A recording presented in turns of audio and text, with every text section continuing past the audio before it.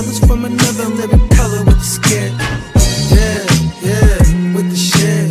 Finna call it blitz, make you call it quit. I can execute the plan on improv off script with my brothers from another living color with the skit.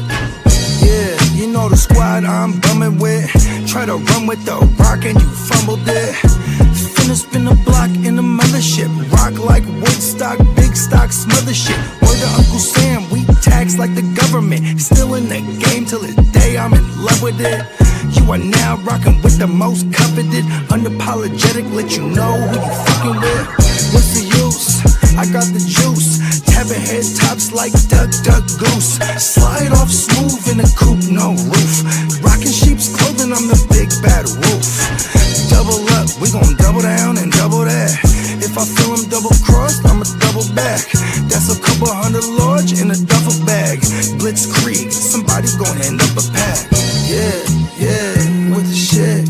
Finna call a blitz, make you call it quits. I can execute the plan on improv off script with my brothers from another living color with the skit. Yeah, with the shit.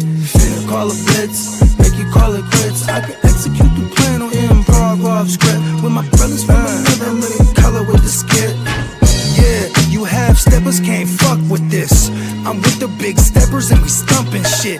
Ice grill, you can feel the momentum shift. Alpha and the Omega, I'm the Genesis. Real savage, go getter.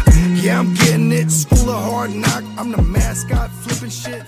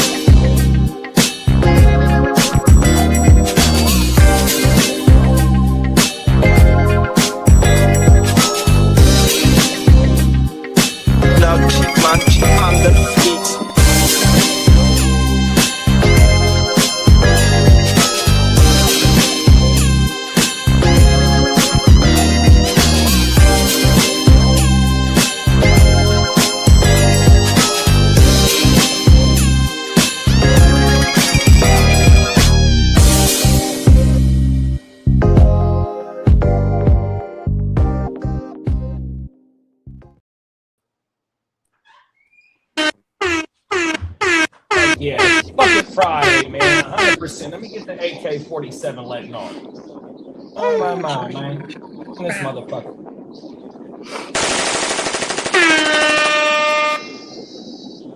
Friday. Here we go. This is how we set Friday off, man. For all my brothers and sisters that's out there putting it down on that 9 to 5, it's time to celebrate. All my brothers and sisters that's entrepreneurs, you wake up and get it and you set your own hours, it's fucking Friday. Those that are retired, kicking back, whatever it is, it's Friday every day. But you know what? Today is Friday. It's Wake Your Game Up Friday, 100%, man. Y'all know what it is. Y'all see the cast of characters. That's the usual suspects, 100%. Wherever you found us at, please throw that thumbs up, man, when you jump up in this bitch. 100%.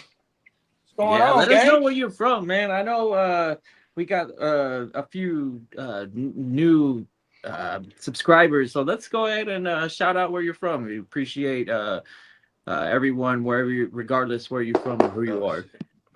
Facts, 100%. Let us know what city and state you represent, gangster, or what country you from. 100%, man. We have no boundaries on this motherfucker. 100%, man. Oh my mama, the first time you step up in this bitch, we do not forget you. 100%, like Kitteh said, we have been worldwide with the motherfucking World Cup and with the CFL. 100%. So you know what I mean? We do got a lot of new motherfuckers up in here, and if you are new, all you got to do is hit that thumbs up and subscribe. And you look in that description, boy, you enter to win a free giveaway. 100%, man. And if you'd like American football, these are some sweet giveaways. 100%. Oh, my mama. Yeah, man. Happy Friday, everybody. Of course, I started out right in the Matrix. I was like, well, I can't hear nothing. Yeah, no, I did me like that. I didn't hear none of the intro. I was just Right. going by the timestamp on the countdown, on the second, the time countdown on the thing, bruh. Yeah, that Yeah. happens to me occasionally. I'll get that same thing. Only in the studio though. In the other shit. Right. Yeah, I was good. Shout out to Emil, shout out to Chase, shout out to Minnesota Den. Top of the morning, fellas. Happy Friday.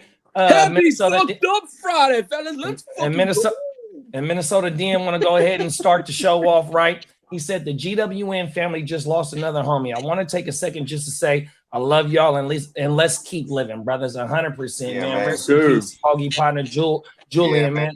Rest in peace to Julius, man. Julius. And Julius was a real gangster, bro. Back in the days when we was on some thugged out shit, and like Julius, he always he's a grade older than me, and back in the days, he used to always be like, he always looked out for the kid because I was savage. You know what I mean? Like I remember we went out to this other high school to go rumble with these fools, and then when we showed up, we thought we was hella deep. We were look at it. Then these motherfuckers there hella deep, right? So then these fools start rushing us. Hella people run. I'm getting jumped. But this fool, he came in and saved my ass. You know what I mean? He started binging fools. He was always a savage, man. Rest in peace to my man Julius. Boom, man, Boom, boom, Real bang. talk, man. Like, you know what I mean? Like, I just found out the news yesterday. But like, you know what I mean? So that's the unfortunate thing about when somebody passes and you get to you start reconnecting with people. You know what I mean? I start hitting up everybody, in this immediate like group. You know what I mean? Like, because I just the first I heard of it. You know what I mean? I just don't. I've been out the way too. So you know what I mean? When that shit just had me fucked up, I'm like, damn, bro, I didn't even know he was going through that shit. Yeah, fuck cancer, by the way. Fuck cancer, fuck COVID, and fuck you haters. Real talk. Hey, you know what I mean? if AI can do young, one bro. thing, I need its help with cancer. We fucking need it to do something productive. Okay.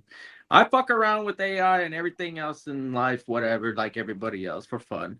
But let's get serious and use that shit and fucking solve some real world problems. Yeah. I mean, you know what's the unfortunate nature of Look at that things? motherfucker is a complicated thing. Obviously, we're talking about these data centers, like basically eating a whole community's like power supply or water. Not even that. They're destroying the community as well because all the pollution that is releasing from that shit. Like they're 100%. saying that because they're air conditioned, right? Because they all that electronics has to be very cool. Like it can't be hot. You look at Elon's data center So somewhere in Texas. That motherfucker's not even using. He's using generators. Heat natural from the gas. air conditioning. Like, hey, look at this, bro. Anytime you use energy, it becomes heat. JD. Like that community is literally getting hotter by like 2 degrees. Shit ain't cool. I don't. 2 degrees is a lot if you don't understand weather in like a big spectrum. But if the average goes up by 2 degrees, because it's not natural. because of man and direct because of man, bro. Facts. Power plant Elon's doing a massive land grab down here by the beach where he already has his. That's what they say happened to the Anunnaki, bro. And their whole planet. And those data centers, you need a lot of them because that's how much this fucking AI thing, that's how much power it is. Like, it's a very powerful tool. If we can use it the right way, I'm telling you. So then all of this jokes might be on worth us. it. We're all working for the AI. might be worth it if we can actually solve some real world problems. We're supposed to be using AI to our advantage, but now I just realized we're working for the AI. Hey, it's almost entertainment at this point. Maybe to benefit like or push money into it. You know, you let entertainment what is that? Fucking pay for it or whatever. Outside of the stupid taxpayers that, you know, not saying the taxpayers are stupid, but the law that if a data center goes into your neighborhood and then the taxpayers have to pay for it too, that sounds like that's way sus. Yeah. We got farming 59014, and he said, "Fuck you, get the hell out of here, bro. Those people are Diddy Jr. Who the hell is Diddy Jr., bro?"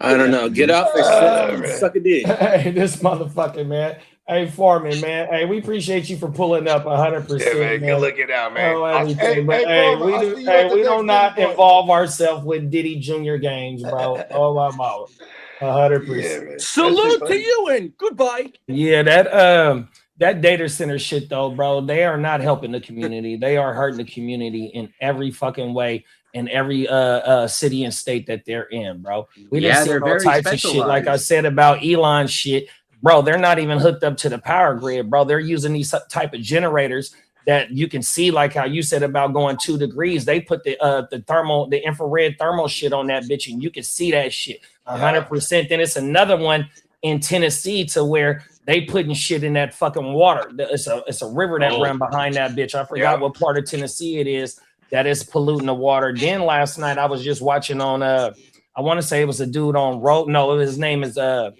Julian Dorr or something like that. Damn good podcast, right? So this motherfucker was saying the reason why prohibition is because the homies was finding a way to throw the scraps and the alcohol and make fuel. They had cars running off that shit back in them days, bro, because they was cutting out the oil shit. Then he said that Henry Ford made the strongest car out of hemp plastic. It was stronger than steel. And then he also made fuel out that bitch. And then you got to remember Henry Ford. Then you got to remember Henry Ford. You got to remember that Henry Ford, like, because our tires are the best. So what Henry Ford tried to do was go down to South America and bypass America and go straight to the direct where the rubber trees was. But that shit failed. So like they've been trying to do this shit, bro. Like you just said, Kitteh, for the better good of the people, but you gonna get that shit X'd out, bro, because it's too much of a moneymaker. The health industry, one of the biggest industries in the world. The oil industry. Why you think we in this war right now? Because of the oil, that bro. They don't give a fuck about that electrical shit, bro.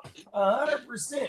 Well, here's the thing: if you give access to people who care, that's when you're gonna have the inevitable where progress will happen. Because sure, corrupt and like power will stay like struggling to stay in power or whatever. Corrupts, absolutely. But true progress will always prosper. And I think the AI will figure out a way to be like, yo, why don't you guys do this instead of whatever your else you're doing and this problem? And then they'll be like, there we go. We found this problem's answer because this guy was actually concerned with the problem. It's a homie on the internet right now who's making fuel out of plastic. He put that fuel that he made in a Rolls Royce $500,000 car, bro. They let that motherfucker put that plastic fuel in that bitch, and that motherfucker was running 100%. And then where we at right now, bro, we didn't seen the president get almost, attempted on his life twice. Whether you can say whatever you want to say about it, you know what I mean, fake or not fake, but they allowed that to happen. So somebody trying to silence somebody. We seen Charlie Kirk allegedly what happened, bro. They trying to silence people, bro. They don't want that shit to get out, bro. 100%. Did you hear the theory that it wasn't a gunshot? That it was? Yeah, it was an explosion. Explosion in his little, in his mic. Yeah. Or his microphone. Yeah. And it blew his whole top off. That's why it looked. Well, they said the 30-06 was supposed to make that motherfucker be what it really what it wasn't. You know what I mean? It was supposed to be a way bigger thing than what it was, when it impacted him, and you know what I mean, everything. So it just it seems like as we move along and then in time, bro, and it's starting to never mind. I don't want to say it. I don't want to get in trouble, bro. Oh my God. Just know that our politics is controlled by somebody else, bro, and it got to do with money, bro. That's all I'm saying, bro. Yeah, that shit. I mean, even like the what's that thing called? In American vehicles, they got this thing. The manufacturers have an agreement with the gas stations, bro, where there's some kind of there's a joint that they put in these cars that doesn't properly combust the fuel all the way. So we running up money. We burning through gas faster than these vehicles. Yeah, bro. I'm glad you said that because the shit that I watched last night. He was like, bro, they got gas that could go for 200 miles per gallon. That's what I'm saying. Cold world. And they, you know what I mean? They're like, fuck it, run it. Like, it's crazy how we're just getting got, right? In every way, right? Like Kitteh said, for the better of the people, bro. I'm a cold world. That shit crazy, bud. Now, Peacock said he in the Matrix. I got you, big bro. They hating on us on this. They don't want us to be. Yeah. Hey, we talking too much real shit right now, bro. That's all that You is. ain't lying, man. There's a They don't want you to conspiracy talk against that us. bullshit. There is a conspiracy against us. Cold world, bro, on everything, man. Suppress. You know, you'll see a lot of motherfuckers, you know, that talk about real life shit on the internet, bro, and they say that they get suppressed. You know what I mean? They're not gonna push that shit out 100%. I mean, wealth is not only like money and money and things like that. It's also knowledge. It's a cache of knowledge, man. You know what I mean? Shit. And the knowledge, I mean, and the information is out there. You just got to be willing to seek that shit. They be trying to silence these motherfuckers that be trying to spread this info. You know what I mean? And make more people conscious about what's actually going on. It's fact. You know what I mean? And then they're quick to make fools into martyrs too. Like, look at this, bro. Look, that shit was kind of disturbing watching Trump like give a speech at bruh's funeral. You know, what's his name? Charlie Kirk shit. Yeah, that was kind of weird to me, bro. Like he was like, I don't know, it was just like real distasteful to me. But this is how they needed to make him a full-on martyr. So his death could, they could push some kind of agenda off of his shit. I would imagine. You know what I mean? Come on now, bro. Yeah, it's all alleged. All alleged. Oh, my mama. Yeah, it's all whole world. And that was the alleged segment of our show. I got a question for y'all. What's the name of this show, man? Hey, you already know, man. You're definitely tuned in to a live Friday, not alleged version of Way Yeah. Got one more I got one more question for Gangrene and Bolts. What's happening? Man, that Diamond Dynasty, boy, it's starting to get real now, boy. Hey, man, I know when you got no monies and you got to really decide that, okay, what am I approaching this like? Because that's kind of where I'm at right now. I'm at the dollar store right now. Actually, me too, dog. So JD, you're thrift store shopping. Yeah, I'm at the Dollar Tree right now. Bodie's doing a good job managing his money. I haven't checked out what he actually spent on, but he seems to have a good chunk of change left. Well, here's the thing too: is I went broke really quick. Then I had to move some of these players just to fix my mistakes. And then I told myself, okay, I'm gonna sit on my hands as much as I can and just kind of let people spend, so I could at least have some kind of like edge here, like when I'm bidding. But then I'm hella drunk and I dollar bid up Brees Hall, and then I end up with him. I'm like, fuck. What you spend on it? $80? 80 million? Yeah, I think like 80 million. But see, here's the thing too. I already telling myself these running backs are probably going to be on 1-year contracts for me. You know what I mean?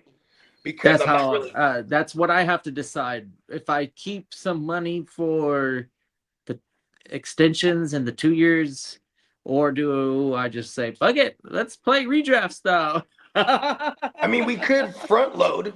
I'll save some cash for the waivers. Waivers are fun to bid into. So that's another thing you need to keep in mind, is that you have to have some money to pay your players that you draft. But if you don't got no money, then you ain't doing any fab bidding. So you're just going to have to get lucky and win on a $0 bid. I mean, it's going to get to a point where people are just not going to bid on things if they have a preference now. They're like, all right, look, I barely have any money. I don't like this player. I'm not even going to bid. You know what I mean? You might be able to get away. I mean, it's all subjective, right? Like I was looking at some people's rosters, like Bakes. I probably didn't bid on any of those players that Bakes acquired. You know what I mean? Because there was just certain players that, like, I was betting on the bogey players. You know what I mean? Like, all right, I love this guy. Let's just run him up. You know what I mean? Like, St. Brown. Yeah, Brock Bowers for the 101. Looking back at that, that's not that bad for Bakes. It's not bad. Yeah, because I spent 110 for McBride. So yeah, and you could sign that guy. You can only spend 40, 50 on Fannin. Oh my mama. Player. I got like 45 on RJ. I love RJ going into this you season. got RJ 45, good shit. Yeah, on my mom. I've been bargain shopping, bro. 100%. I got I'm a Jordan McBride Mason for like shooter. $9. Oh my mama. I don't let Real talk. McBride slide away. I got that Pat Bryant for $3. Oh my mama, 100%. He up and coming next year. 100%. You got I've the been Pat bargain Bryant for a shop. couple dollars. Look at shit. Oh my mama, no, for sure. After I got my main players out the way, and I think I might put Puka on the block to try and get some more money. But other than that, I love what I got. I was able to get a stack with Tyson and Shuck. I was able to get Burden. Who else I got? Yeah, you're nasty over there. I ain't gonna hold you. But see, them players is close to $100. Shuck. Oh, I got Herbert for like 120. Shuck for like 100, I think. You know what I mean? I don't got no third quarterback. Here's a thing I didn't know. I didn't know off the bat, but if you go to the sleeper page, you could pull it up, and Diamond Joe's been updating it pretty frequently. It's pretty okay. Oh yeah, that's true. He's been putting it with all the. I didn't even know that. I was like, wait, who's he got? And I'm like, God damn it, how do I figure that out? I'm like, I don't want to go through all these picks and stuff. I'm like, that's fucking too much work. And then I went on the sleeper and I noticed that he's got the draft open. So I click it. And then when you're in there, all the picks that are happening in the other app are getting inputted into the sleeper page where we'll be able to, because that's where we're going to actually, do our roster. Go to war. Yeah. Yep. Yeah, like this is going to be for the free agency and all the contracts. Like that's what that app is going to be for. Yeah, that app is pretty solid so far. I mean, there's a few things that we'll add to it to make it better. I think one of the things is that being able to click on a team and seeing what they've got, stuff like that. Come on now. You can add to it. Yeah, like I think like in any issues that have come up, he was able to in real time code whatever it needs to be coded. And for what it's worth, he's been working on it for a multitude of years. Yeah, right? I think since March. That's exactly what it is, Emil. Minnesota DN said, I'm mad I'm at the dollar store myself. Hey, I don't mind being at the dollar store. 100%, man. JD's the king of the dollar store. Yeah, because it's some so the IDP players, certain IDP players brought $7, $5. Oh my mom. Like fuck Johnny that. Mittens. He's fucking taking advantage of that. He's like nominating 100%. And buying everybody for like affordable prices. Low, bro. I'm like, nah, I don't want to buy any IDPs. Damn it, Johnny, stop doing that. I know, like I got excited. I saw Schwarzenegger pop up, and then I go look, and I'm like almost $30. Yeah, I want to say like 40. 40? Yeah, that's what I'm saying. I want to say so, bro. Right out the gate, he was like nominated for like 28. Like I was like, wow. I just went. Hey, I won Quincy for 7. That's $7 fucking shit. You outbid me on that one. I was like, man, I got no money. I'm not gonna start bidding wars for IDPs yet. Because I was I was successful in acquiring CJ Stroud as my QB3 for like $56. Nice. Oh wow, that's big. I was like, yeah, that's big. Because I overspent on the Brock, and then Dak was probably the right price. But what you mean for Dak? Like 115? I got 120. Oh, okay, nice. Oh yeah, I think that's what I paid for Herbert. For Herbert, yeah. Oh my mama.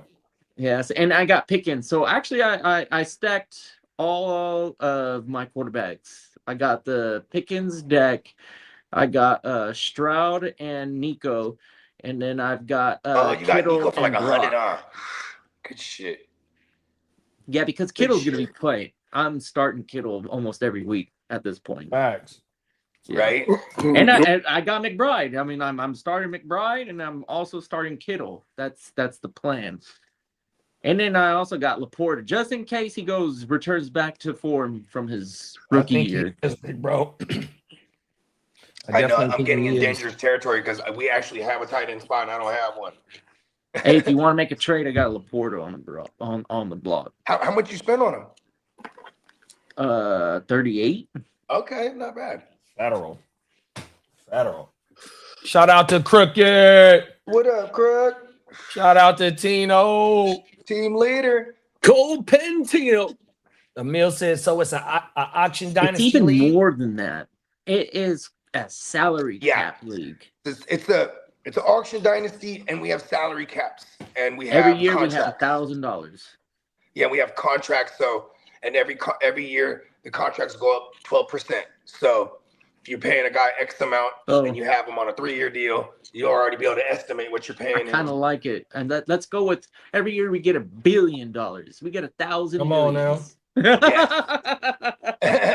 Bees on the table. Bees on the table. Yeah. It makes us sound a little bit more legit when we're talking the bees in the NFL. Come on now. Right. Tino said, I just passed y'all house. I'm on my way up to Tahoe right now. Shout out to Tino. Be safe on that road, big bro. I love Tahoe. Hey, yeah, man. Drive safe, Tino. I know it's beautiful up there right now, bro. Yeah. Oh, every day. On I that feel like Highway Tino's gonna go 50, shoot that. man. That Highway 50. During the 4th of July, did you see the lake afterwards, the aftermath? All the shit floating around in they're it. everywhere. Nobody gives a fuck. Oh, that's fucking kind of up. crazy. So there's 400 volunteers that because they know what's up. So 400 people that live in the area or around the area, they'll go out and collect the garbage left over the day after. Yeah, I don't give a fuck if it's 120 degrees in Nevada. You jump in that Lake Tahoe lake, that shit cold than the motherfucker. Yeah, it's melted snow, fellas. Oh, world, bro. Yeah, it don't matter what. It don't matter if it's hot as a motherfucker. Whatever. And that lake monster in that motherfucker too. Yeah, you ain't lying. Oh my mama, that lake monster in that bitch. That's fucking cute. I'm curious. That's the last dinosaur left, bro. It's a dinosaur. I'm definitely gonna research some of this stuff. This is interesting. It's the Loch Ness in America. Yeah, the Tahoe version. They got a little documentary on the internet from one of these local news channels where they got that little motherfucker popping out. The couple got it on camera, but it's a fucked up you ever seen a camera snake light because it's hella old. Huh? You ever seen a snake swim? Snake swim? No. Yeah. Yeah. I've seen a snake swim. Yeah. In India, there was a pretty severe flood, and it was coincidental that the flood occurred in a zoo area, and in the zoo area, it scooped up all the cobras. Oh, 800 snakes got. I saw that. Yeah. Yeah. Oh my god. And they're all snakes. up on the water with their heads out, and I was like, man, that looks like 1,000 Loch Ness monsters. Yeah, I saw that. No. Was that last week? Yeah, it was recent. Yeah, it was recent. I was like, holy shit. Yeah. You can't even stand on the top of your house because that motherfucker gonna get up on the top of the house. You trees that motherfucker getting up on. Oh no. Cobras to the area. They're like, no. They're just like fancy cobras. And they're like free as fuck right now. And they're like, they're all to congregate JD, together. they said there was like 800 they created their snakes own raft with their own bodies. They're all like, fuck that. Oh no, I wouldn't even watch that video. I wouldn't even watch the video, dog. Every day. Fuck that. Don't sit that shit. You be having fucking nightmares. Right. Facts. Yeah, I don't do the snakes.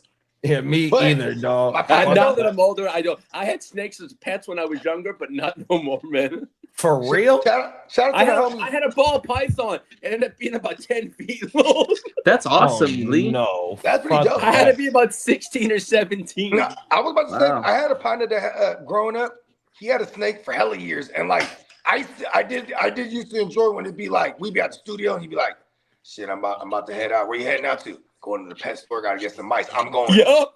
Yeah. I'm going with you. That shit is entertaining. Because this motherfucker would not hesitate. We would drop that mouse in there. He was right on him. Yeah. Tino, I had it for about 6 or 7 years. Not even in 2 seconds, he's fucking that shit up. Half a second, it's a wrap. No, my mom. You don't feed him every day. No, you feed him. Yeah, you feed him like once a week or once every 2 or even. So that motherfucker stays starving. It depends on the breed because they can't overeat because they won't eat. But it's like sometimes if you want to, you have to get a fucking rat about this fucking size. So it costs about $6-7.99 for a fucking rat that big. I used to have fuck no. A lot of the time, that's gross. When you got a snake pet owner or whatever, they'll typically have their own breeding colony of mice. Yeah. And they'll just My mom had made me get rid of it because we had cats, and that was it. My mom goes, the cats were fucking, fuck, you got to get rid of it. That python at one point started looking at them cats. Lee had to move out. That was the thing. Get the fuck out of my house. Oh, no. Tino says Swimming Cobras. That shit sounds like a fucking movie. You ain't lying, Tino. It was 100% like a movie. Yeah. That's what my mom said. It's too big for this apartment. You got to go, Lee. I'm like, okay, no problem. Fuck that. And it wasn't just a couple cobras either. It was like, Except we Neil, said it was like 400. No, it was a ball python, but it got fuck snakes. Peacock, oh my mama. I had a Peacock lives right where the all fucking snakes are. Hey, Lee, read Den's comment. Listen to this shit. I had a 14-foot Burmese python and 4 pound. Yeah, dude, those fuckers will fucking snap that fucking rabbit. The guinea pigs, right? That's what they're also. Guinea pigs are also food for big snakes. Oh, yeah. Crazy. Hey, they'll eat anything, bro. Yeah, eat your motherfucking ass if you ain't feeding that motherfucker. Around that motherfucker. That motherfucker eat your motherfucking ass. You'll be dinner next if you ain't feeding him right. Hey, look. Fuck that. I didn't have to worry about bringing females to my house. They wouldn't come because of the snake.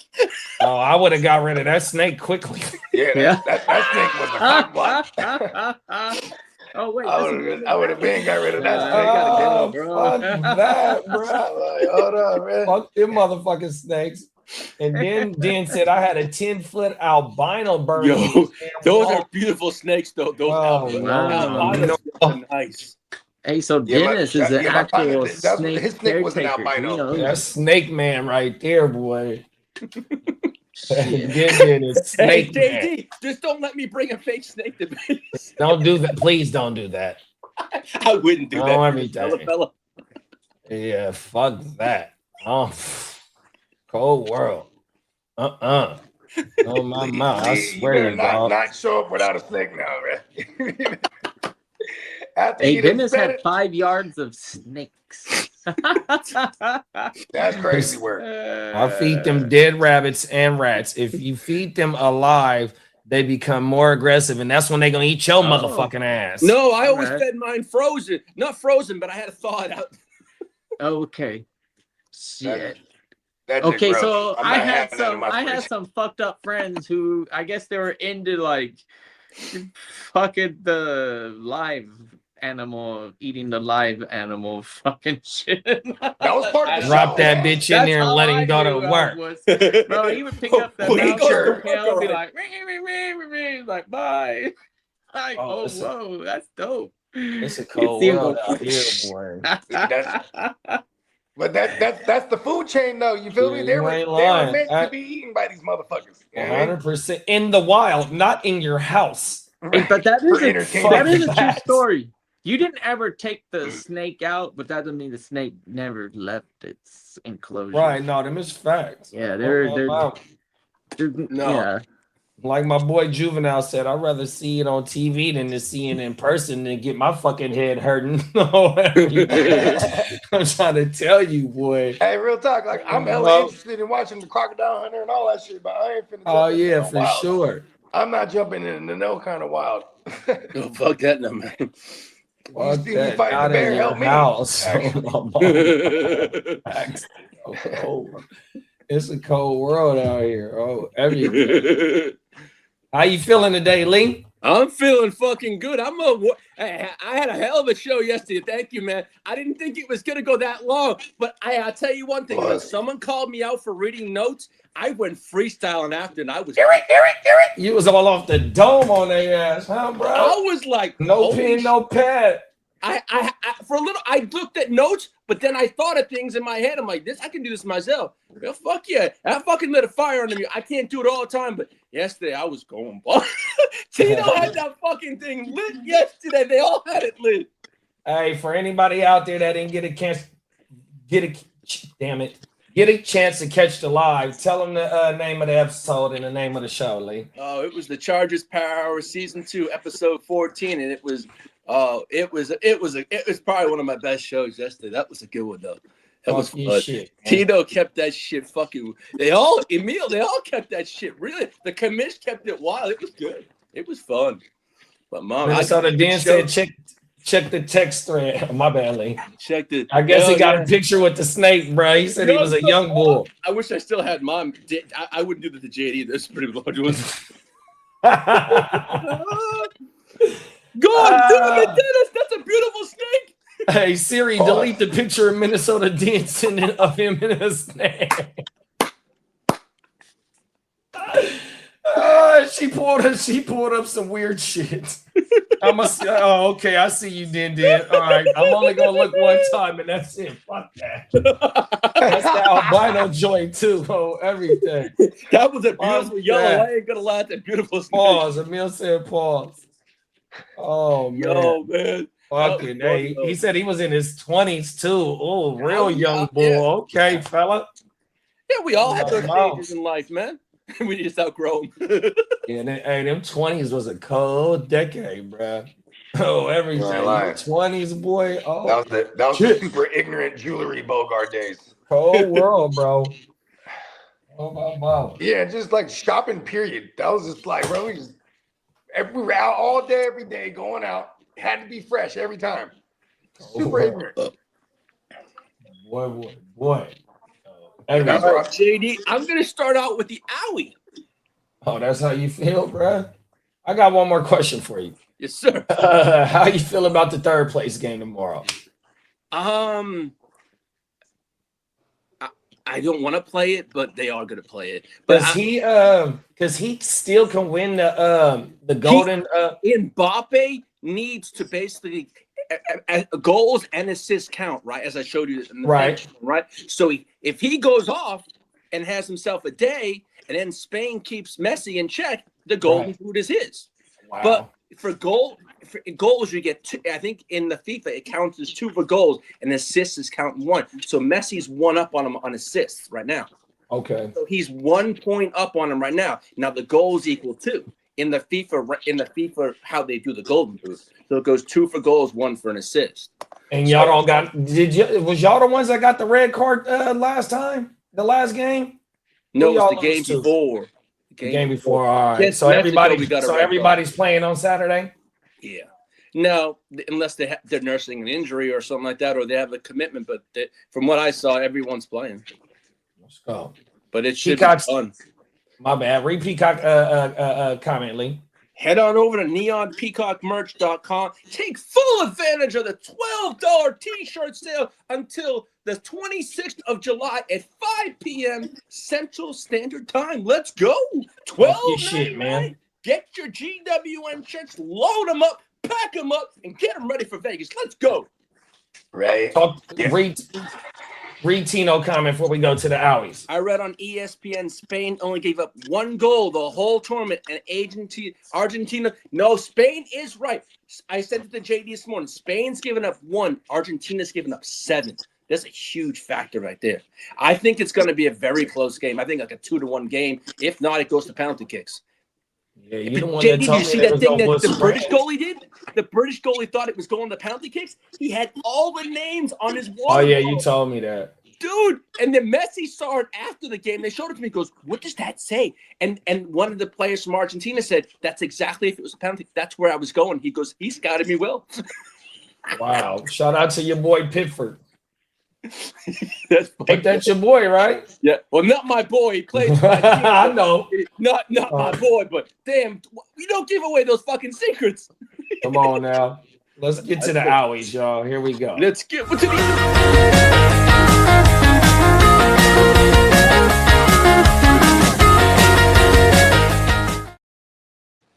some good news, and we got some 49er news. Let's go. Well, multiple defensive linemen are expected back by training camp for the San Francisco 49ers. Bang, bang, Niner gang. Let's go. I'm glad you got that saying right, finally. Yes, sir. And as for George Kittle, is ahead of schedule, and multiple players on the 49ers say he is going to be ready and on the field week 1. Whoa. That's crazy. Right. Yes, sir. They say $28. Fellas, $28. That's a fucking steal. 28 million. I'm sorry, 28 Come on million. now. 28 million. Now here's the part. Brandon Ayuk remains expected to stay in San Francisco. Shout out to Dennis. I think he got Ayuk for $3 million. That motherfucker ain't getting on the field though. I didn't even try to bid on him at all. Yeah, I wasn't touching that pause. I still thought that the 3 was worth the risk. That motherfucker said he's not stepping in the Niners building, and he has to go in there and take a physical in order to get reinstated. Yeah. Now, as for the Packers, Tucker Kraft is expected to be fully recovered from his ACL injury for training camp. So he's basically a go for week 1. Let's fucking go, bro. Now, I know I reported on Tuesday about Malik Neighbors, right?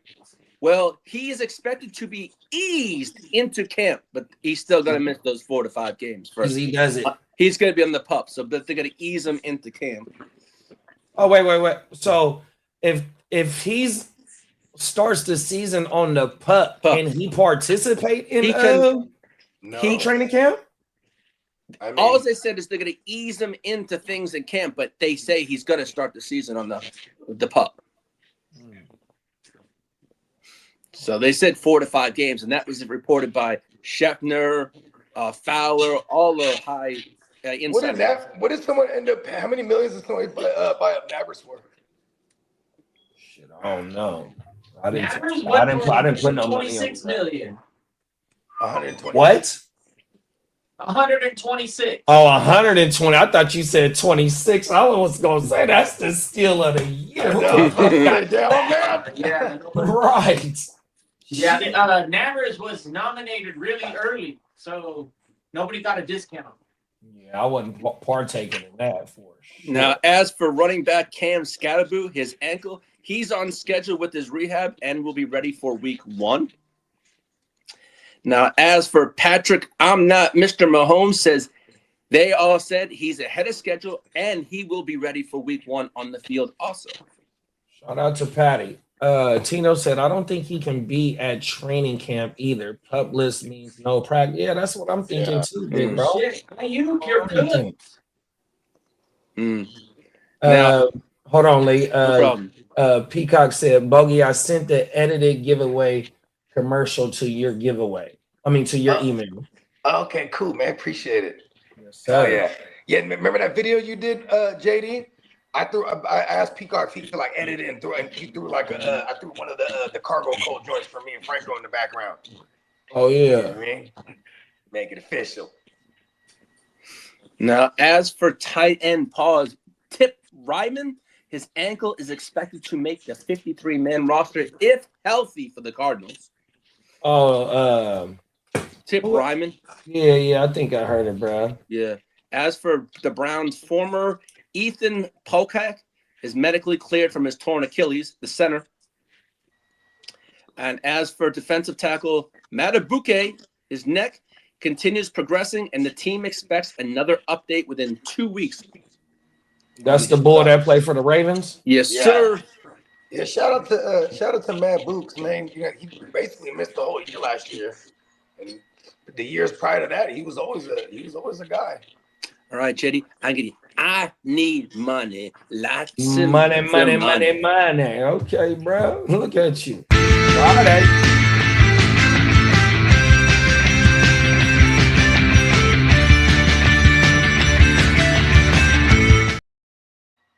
Shout out to our boy Derek. George Pickens will play the 2026 season on his $27.3 million franchise tag. There was no deal reached with Mr. Pickens. That's all right. He's going to ball out still. Yeah, Uncle Jerry's going to pay the man. Now, as for the Houston Texans, shout out to Neon Peacock merch and our boy Peacock. Houston officially signed its entire 2026 NFL draft class.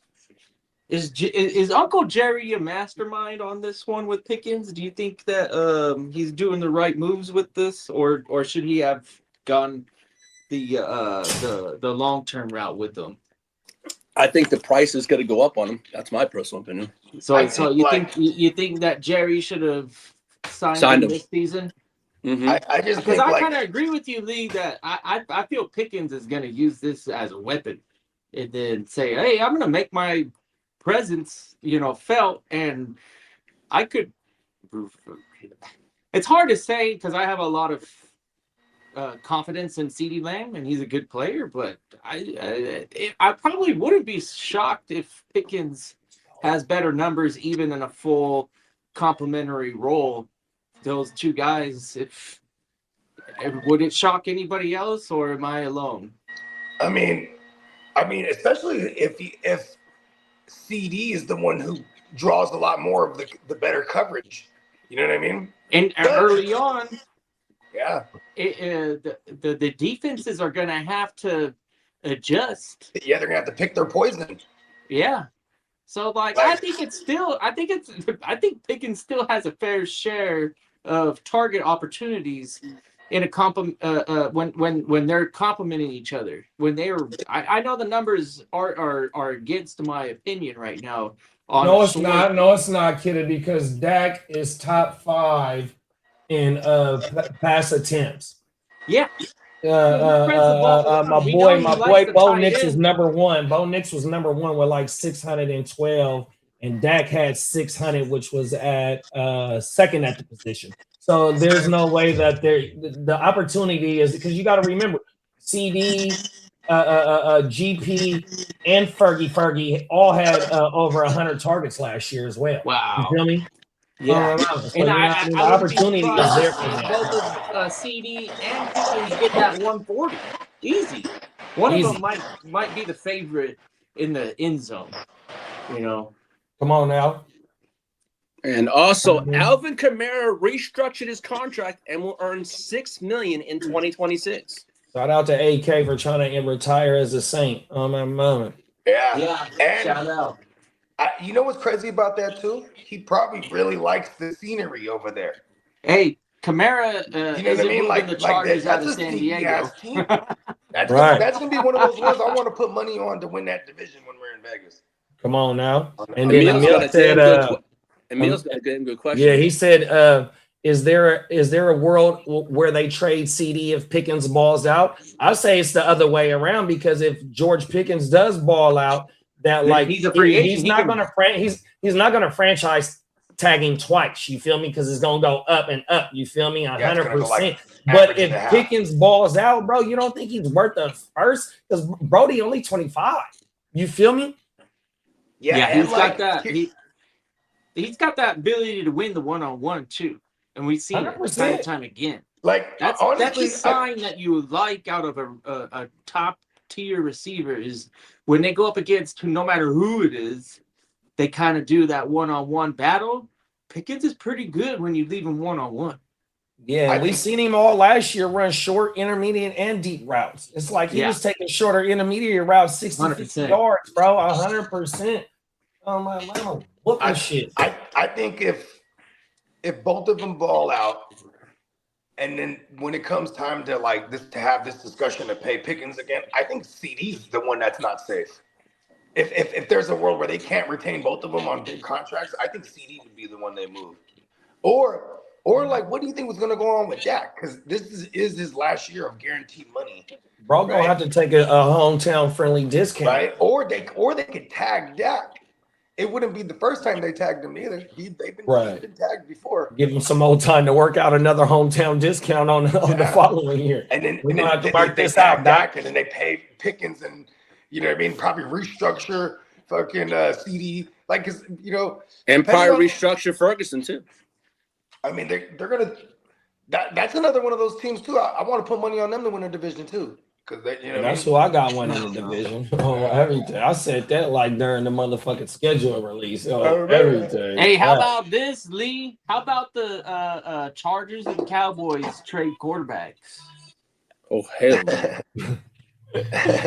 Hey, Peacock said the giveaway is loaded up to the section. Y'all want to take a quick second out to watch the giveaway commercial? Let's do it.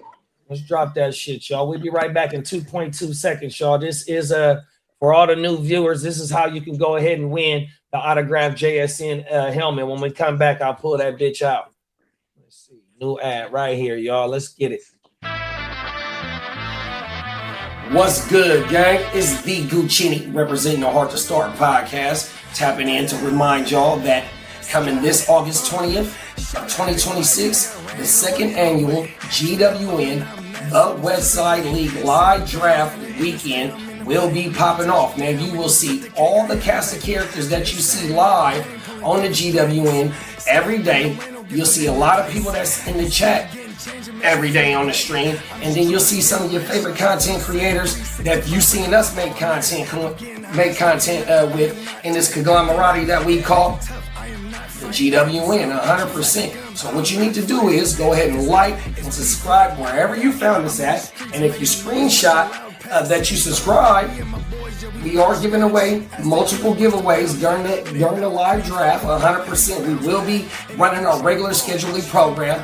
Thursday night will be Playmakers. Friday morning will be WYGU. And then later on that Friday will be the live Westside League second annual draft. And during the draft, we will have multiple giveaways like this right here. This autographed mini helmet of Jackson Smith and Jigba Super Bowl helmet. You're over at the GWN in the heart of Start.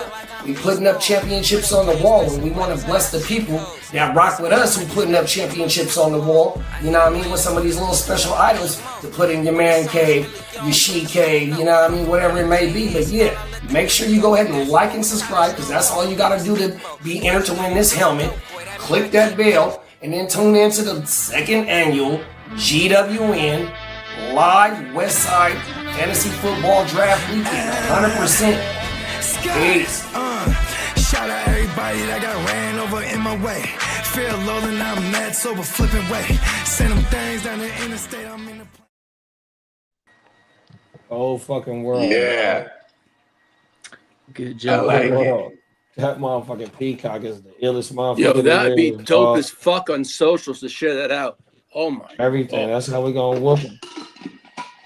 Yeah, we you know, all it takes is a laptop to be like on, damn, and then Federal, like, watch this. We just replay that motherfucker on the shorts live, and then anytime somebody's scrolling through, that'd be like an actual commercial they're watching. Right, facts, 100%, bro. Cold world, big bro. And it's got a lot of influence for the algorithm. It's football, it's fantasy football, it's Vegas, and then it's everything else. Yes. Cold world, bro. It's going down. Shout out to Peacock, man. Appreciate you. Good looking, big bro. That's what the fuck I'm talking about. Peacock said you can put Crooked Commish down for 66 more entries into the giveaway for each buck spent on the website in July. Yeah. Shout out. Come on now. Yeah, shout out to Craig, man. We got King D in the building. What's up, King D? What up, King D? Federal. Yeah, man. We got to get the king up out there too, man. Yeah, unfortunately, he can't make it this year because I think he has a birthday. Someone is turning 18 years old. Peacock's still at work. Cold world, right? Yeah. Peacock, one of the hardest motherfucking workers in the world. Up something else too, bro. Watch. Wow. Look, bro. We gonna try and blow this motherfucker up this year, dog. It's still football season. It's been football season for us all year, bro. 100%. Fuck, I'm slacking. I gotta get that 32 going too. Been saying that all week. All I gotta do is refresh it. Come on now. Wow, we got 32 returners. We might have 32 returners for real. That's what's up. Hey, like, I mean, hear that? There you is, that except for there is we have somebody 32 returners in a 32-man league. Well, somebody is getting the boot because we're getting Marco in there. So so the first person that shows any kind of lacking, we're just gonna remove them and add Marco. You know what I mean? Because we need Marco in that thing. Marco been asking us for years. He just wants to do. He's like, I just want to do a redraft. We're like, hey, does he know that we have IDP in the 32-man? Yeah, I don't want to scare you away, but that was he play IDP. He play IDP. He plays IDP. Did he? He just didn't want to join. We wasn't able to get a chance. We wasn't able to get him in the all offensive league because the communication wasn't. It was just through Facebook, but I got him on WhatsApp, so we text directly straight through to each other. Because he was already like, bro, what's the payment? I'm like, man, we got all the payments. Well, he like, they don't got certain shit out there. I forgot what he said that they don't got. Does he got like Zelle or anything like that? He asked, I forgot what he said. I'll pull that shit up. Cash App, and then Zelle. He got some German Cash App. Venmo. Zelle. I even got PayPal because I got PayPal. I still got the old school PayPal. Some of the relics and PayPal in the other leagues. Definitely the universal one when it comes to like overseas shit. Yeah, the eBay world lives off of PayPal. Yeah, I just bought some. I just bought a few things off of eBay, and I was scared because I didn't look at the full picture. I had that old school computer that I showed y'all some videos of that I see in the chat. Well, I bought that charger off eBay, right? Because I wanted the specific one that came from the computer. All the ones on Amazon was all little replica like type shits, and I wasn't trusting that shit, right? So when I see it on eBay, I immediately grab it because they only wanted $18 for that motherfucker, right? But when I'm going through the pictures, bro, it's one of them one of them outlet things that go for overseas, the 3-prong shit. Yeah. I'm like, oh man, I hope I didn't buy the wrong thing. So when it come in and open it, I'm like, oh yeah, they sent the right joint, bro. Oh, everything. I got lucky on that joint. I mean, I didn't order some wrong shit before it came through, and it's some whole other European or Asian type of facts. I was like, what happened here? Peacock said he don't think. Hey, I got a lot of the videos saved, big bro. So I got Lee shit, I got Din shit, I got Bogey shit, I got Kitteh shit. Who else made one? I got I don't know if I got Crooked saved. Crooked got one on everything. Yep. I think that's the only one I don't got saved. I think that's still in the group chat though, so we'll be straight. What about Dennis? Dennis, where's yours? Did I? Dennis didn't put in the thread. I think he just sent it over to JD. Yeah, I remember. I seen it now. I remember. I should tell Johnny to whip one up too. Oh yeah, I think it's official. I mean, I don't know if he's booked his flight yet, but he's like, I'm going. I'm like, let's fucking go. You know what I mean? Yeah, I keep on reminding Dennis Holmes. He says, oh, I'm going to get to it, the flight. I go, dude, the flights are going down. Yeah, shout out to Candlestick. We just booked our flights back today, actually. All right. Yeah. Fucking go. Yeah, I overheard some travelers saying they're coming back from Vegas, and it was like 6.5 hours for them. I was like, It's like, I hope that doesn't happen to me, but if it does, it's all good. But I mean, like, just packed out there right now. It takes 6.5 hours. It's packed out there. All right. Yeah. That's what's up. Well, the other Tucker Craft news is he remains a candidate for a preseason contract extension before week 1. They think it's going to get done. Yeah, it'd be a good time to get him. Yeah. And like, also necessarily have to like reset the tight end market, you know what I mean? Because he's coming off the injury. They got a little bit of leverage there. And also is the same with Zay Flowers. They expect to have an extension pause done with Zay Flowers before the season starts. What do you think he's going to earn? 35, maybe. Average? Yeah. 3 years, 35. That's 105. It'd be an extension, right? So it'd be on top of this last final year right here, right? So you can get him for 4 seasons. Adding on the 3 front-loaded shit when he signs, probably gonna get like 50 right out the gate. And he's kind of old, even though he's only going to year 4. Yeah, I think. Oh, is it year 5? He's 25. He'll be 26 this year, and back-to-back 1,000-yard seasons. And this is year 4, 5. Yeah, going into year 4. You're going in year 4. Okay, so I had it right the first time. Now, also, JD, can you hit me that free agency or rumors? Either or is fine. Let's do the free agency.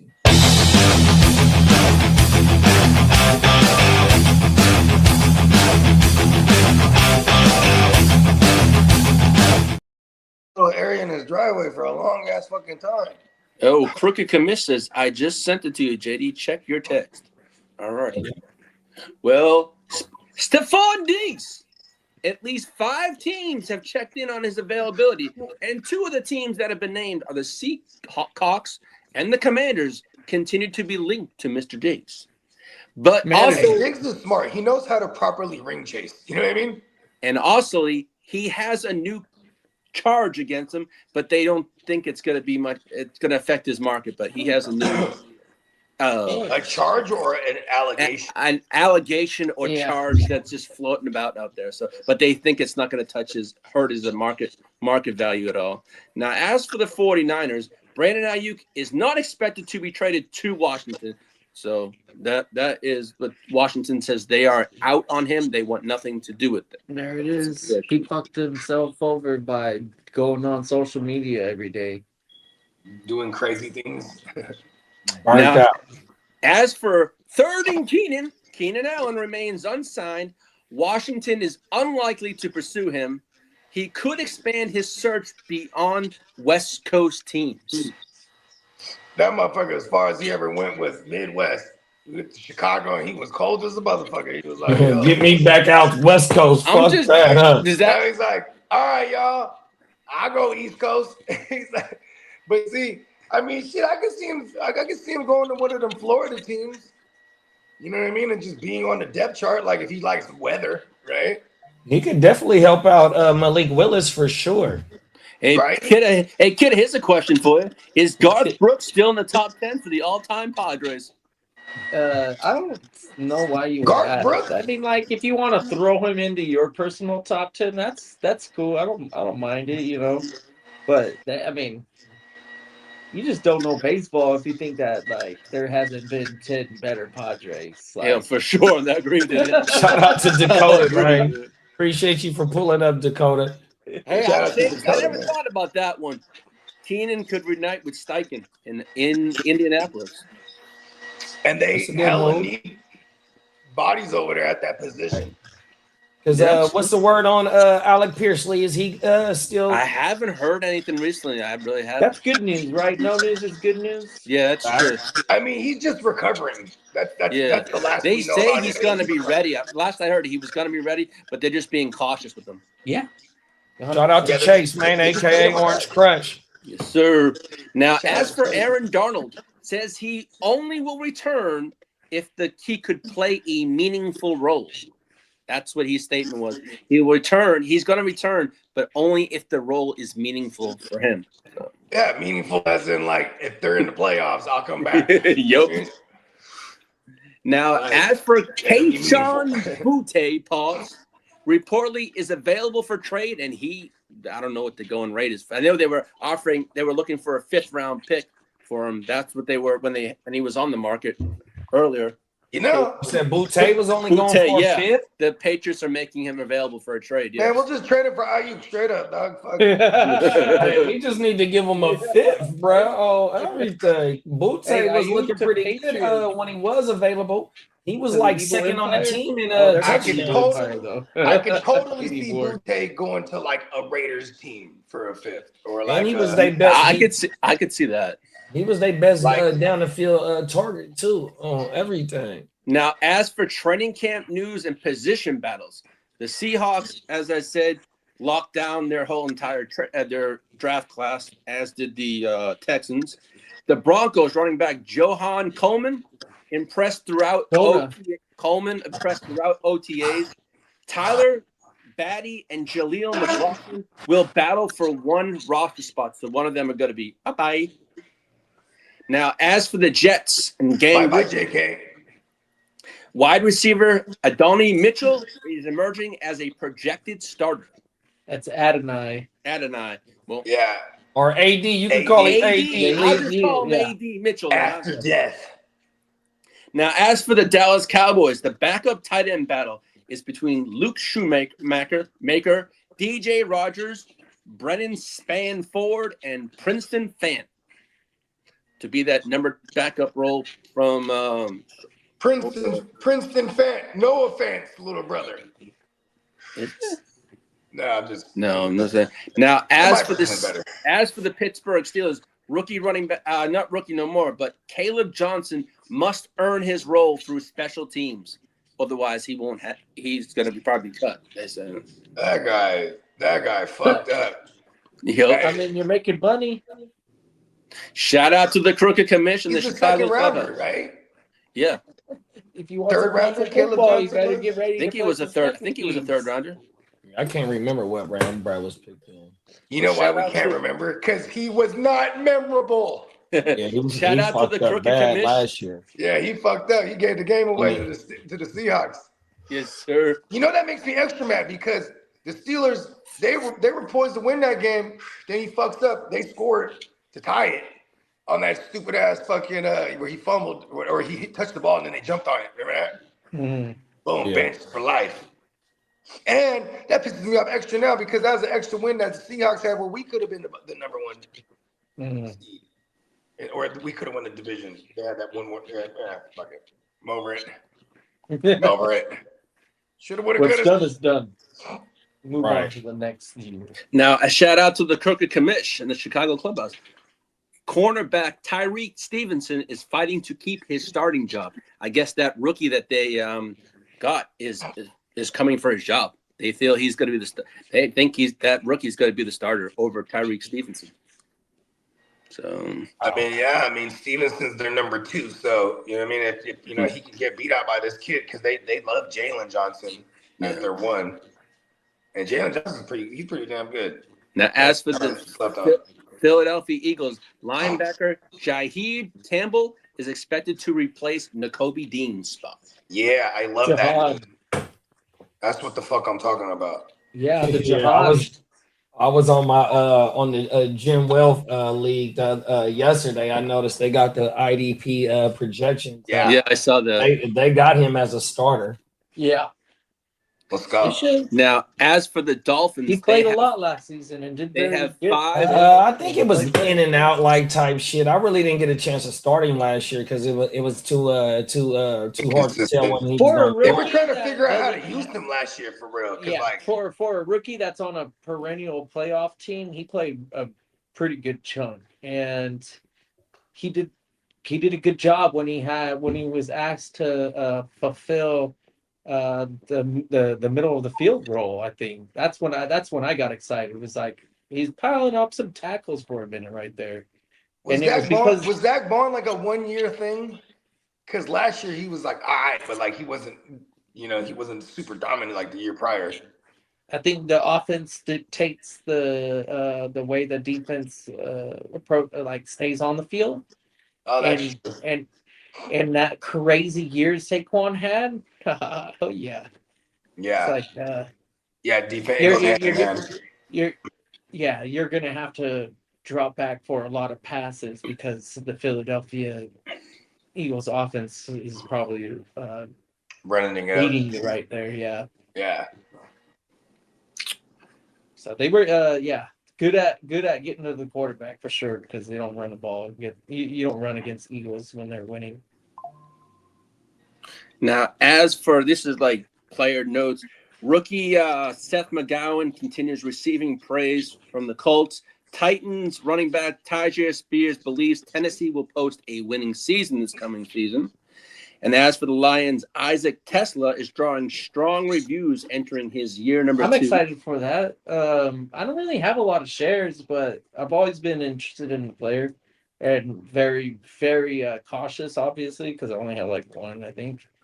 But to hear that the Lions organization is actually moving forward with the idea, because he was drafted high for what it's worth for a receiver, and I'm like, okay, let's see if they actually put this guy into use. In second year, that's the perfect opportunity for him to ball out and earn a real role, because let's be honest, Jameson Williams is beatable as the wide receiver too.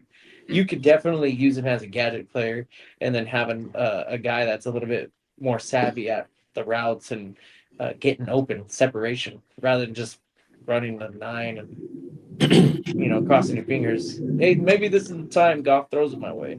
Yeah, one thing about Tesla too, he was great in the red zone. We seen him making stupid touchdown catches last year, bro. The minimal opportunity that he was on the field for sure. And like with Laporta, like the way they used Laporta in the red zone, it was almost like when Laporta was hurt, they was going to Tesla for those looks. You know what I mean? Whole world, bro. Big.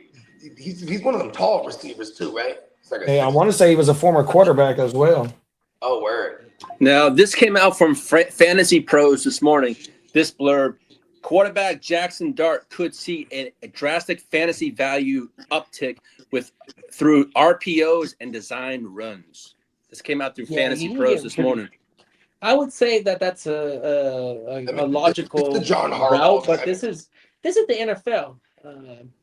Defenses can adapt to gadgetry fairly easily because they're dominant players, not players that are panicking and stuff like that. It makes me excited for a Cam Scatterbo. They're veterans in the NFL. They don't handle pressure like a college player does. I like this news for Cam Scatterbo a lot too because they're really gonna try to like make it easy for this kid. And the only way those RPOs and opening up the passing game down the field, you're gonna be out. You have to establish the run. It is it better be more handoffs than it is him taking that motherfucker because what he was getting crashed out last year, 100%. That little bit of news right there make me want to stay away from him and redraft 100%. Think about this too, take that mark because he said he's not changing the way that he want to play 100%. And you know, if the motherfucking DN do bite on the motherfucking RPO 100%, he gonna try and go get jiggy with it on my mama, you know. And he might be El Concussed. Right. Yeah. I'd rather him play football more like the Brock than Josh Allen. Or I hear that. I have to dial it back. Now, as for NFL news, the Seahawks head coach Mike McDonald says, "We worry about ourselves," in quotes. That's what he said. Now, as for this, John Gruden is expected to call an NFL preseason game. Wow. Look at that. They're letting them back in the building. Sir. He sued them and won. Yo. Come on, and I think he's still getting paid $10 million a year from the Raiders organization until 2028. We need to try and get that motherfucker on the podcast. Hey, you know what, Doug? This past 2 years probably would have been the easiest time to get him on. That motherfucker Gruden, bro. Give us some Gruden. Never mind. Y'all know the name of his show with the quarterbacks. I wouldn't go say it. But we needed to break down some of these fantasy quarterbacks for us. Spider Y2 Banana on everything. Right. Shout out to Derek. What's up, Prime Time, Derek? What up, Prime Time, Derek in the building? Oh, now stand up. As for quarterback Will Greer, he officially retired. Wow, that was a short career. And also defensive lineman Pat O'Connor officially retired also. Hey, shout out. He got paid by the NFL. Got a contract. Come on now. Now, Hall of Famer. Will Greer was like with the Panthers. He was with the Cowboys. With the Cowboys. Was he with the Patriots too at one point? Yeah. Oh, no. It was the Cowboys. West Virginia. Yep, you're right, Peacock. Hey, look. Going back to the Jackson Dart thing real quick. I mean, John Harbaugh did have Lamar running all over the place, and he didn't give a fuck neither. He was like, Lamar is a special quarterback. Come on, for sure. Now, 4.3 speed, boy. You ain't touching. If you can't touch it, you can't catch it. And he can truck you like a linebacker would be like, what the fuck happened here? World. Well, Hall of Famer Ed Reed discussed marijuana use during his NFL career, saying it never occurred before practice or games. Someone put it out there said he was taking it during games and practice. Who said that? Who cares? It's not a fucking like performance someone put it out there that drug. He was using it before games and in practices. He said he never did that kind of stuff. There's a plethora of players. There's a long list of players that openly admitted they play high all the time. Or like I've heard crazy shit in baseball. You know, like look at fucking like Flash that, Gordon, like bro. Flash Gordon had 1,400 yards. He had 1,400 yards, and he was absolutely loaded. Yeah. Well, no, I'm serious. They said the motherfuckers. Some of his teammates said that they'd be in the huddle, and he'd be hitting a little sneaker toe.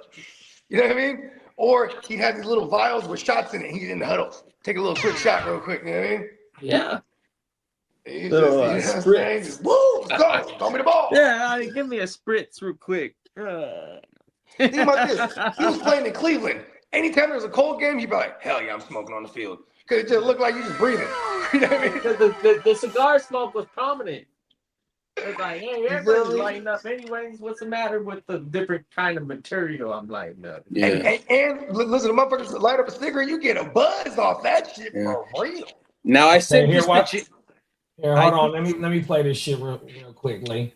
I got something for y'all. It's a short too. This shit is hilarious. This is one of Lee's all-time Charger greats talking about what we just was talking about. Watch this shit, y'all. 2 shots, 4 shots turned bottle turned into 2 before the game. 2 shots turned into 4 shots, 4 shots turned into a bottle turned into 2 before the game. You told us that you get lit before games. Yeah. Oh, world. Oh, When that started? Kind of started in college because I would take like a shot just before. But then I think in like 2011 I started going. I mean, life. Oh, It was just one shot. It was 2. 2? Yeah, Okay. I would take 2 shots. A little double. Yeah, a little double. But usually, but it kind of evolved because it was like one at the start of the game, one at halftime. Oh. It kind of evolved, just take them both at the start of the game. Oh, okay. He said, we just No, yeah, we just do this all right now. Knock it out right now. Knock out all anxiety right now with 2 shots. So that's what it was. You just anxiety Getting before the slither, bruh. Professionals. Well, Then he said, "Hey, as it progressed, he said he started drinking the bottle. They showed a game where he said it was hella fucked up and he was getting cooked by one wide receiver, and the producer of the show pulled up the film and they started laughing at his ass because he was really fucked up. I think it was in Chicago. Oh, everything hella cold. He said, Hey, so Just drunk as a motherfucker. hey, I never. Did he specify what kind of liquor he was drinking? I think he said Henny. I was gonna say, I want to say it's Henny. probably some yak. Okay, so I've actually never been lit on that, so I don't know what it's like. But I've done this before. When I was in high school, on a few occasions, I got lit up on tequila, which got me in the mood. And I was like, tequila's an upper. Are you kidding me? Let's go play some football right now. And then after you win, it's like, we finished in that bottle on the bus. Come on now. Yeah. Now, I told JD about this yesterday. Pass that trophy around. Yeah. Hey, Tino said Henny adds 100 horsepower to everyone. Know that. Cold world, get that engine going. I never. Do it fluid. I never really got crunk on that. I just, tasted it, and I was like, okay, that's another one right there. Okay, let me think about that one before I have another. I have to retire from that round. Oh, my mama, I'm retired from that shit, dog. Oh, everything. I mean, I'm not like I won't do the yak. I'd rather drink tequila. Hey, hit that motherfucker with the Heisman Trophy, boy. Oh, my mama, that stiff arm. Get your ass out the way. Well, shout out to the Crooked Commission, the Chicago Clubhouse. Bears tight end Colston Loveland believed the Chargers were going to draft him because that was the only draft visit he had, and he said that on Bustin' with the Boys. That was a definitely conversation with the Boys in that podcast 2 days ago. I remember that draft very clearly and thinking that Loveland had a home with you guys, and the Bears surprised. I think they jumped up and grabbed him at like the 31 or 32 or whatever it was. No, they took him at the 10. They took him at the 10 spot. Oh, I thought it was a consolation. Because remember, it was supposed to be Tyler Warren. Everybody was saying that was going first, and it was Loveland that ended up going first. Yes, sir. Yeah. Now, tight ends are going for a pretty penny now.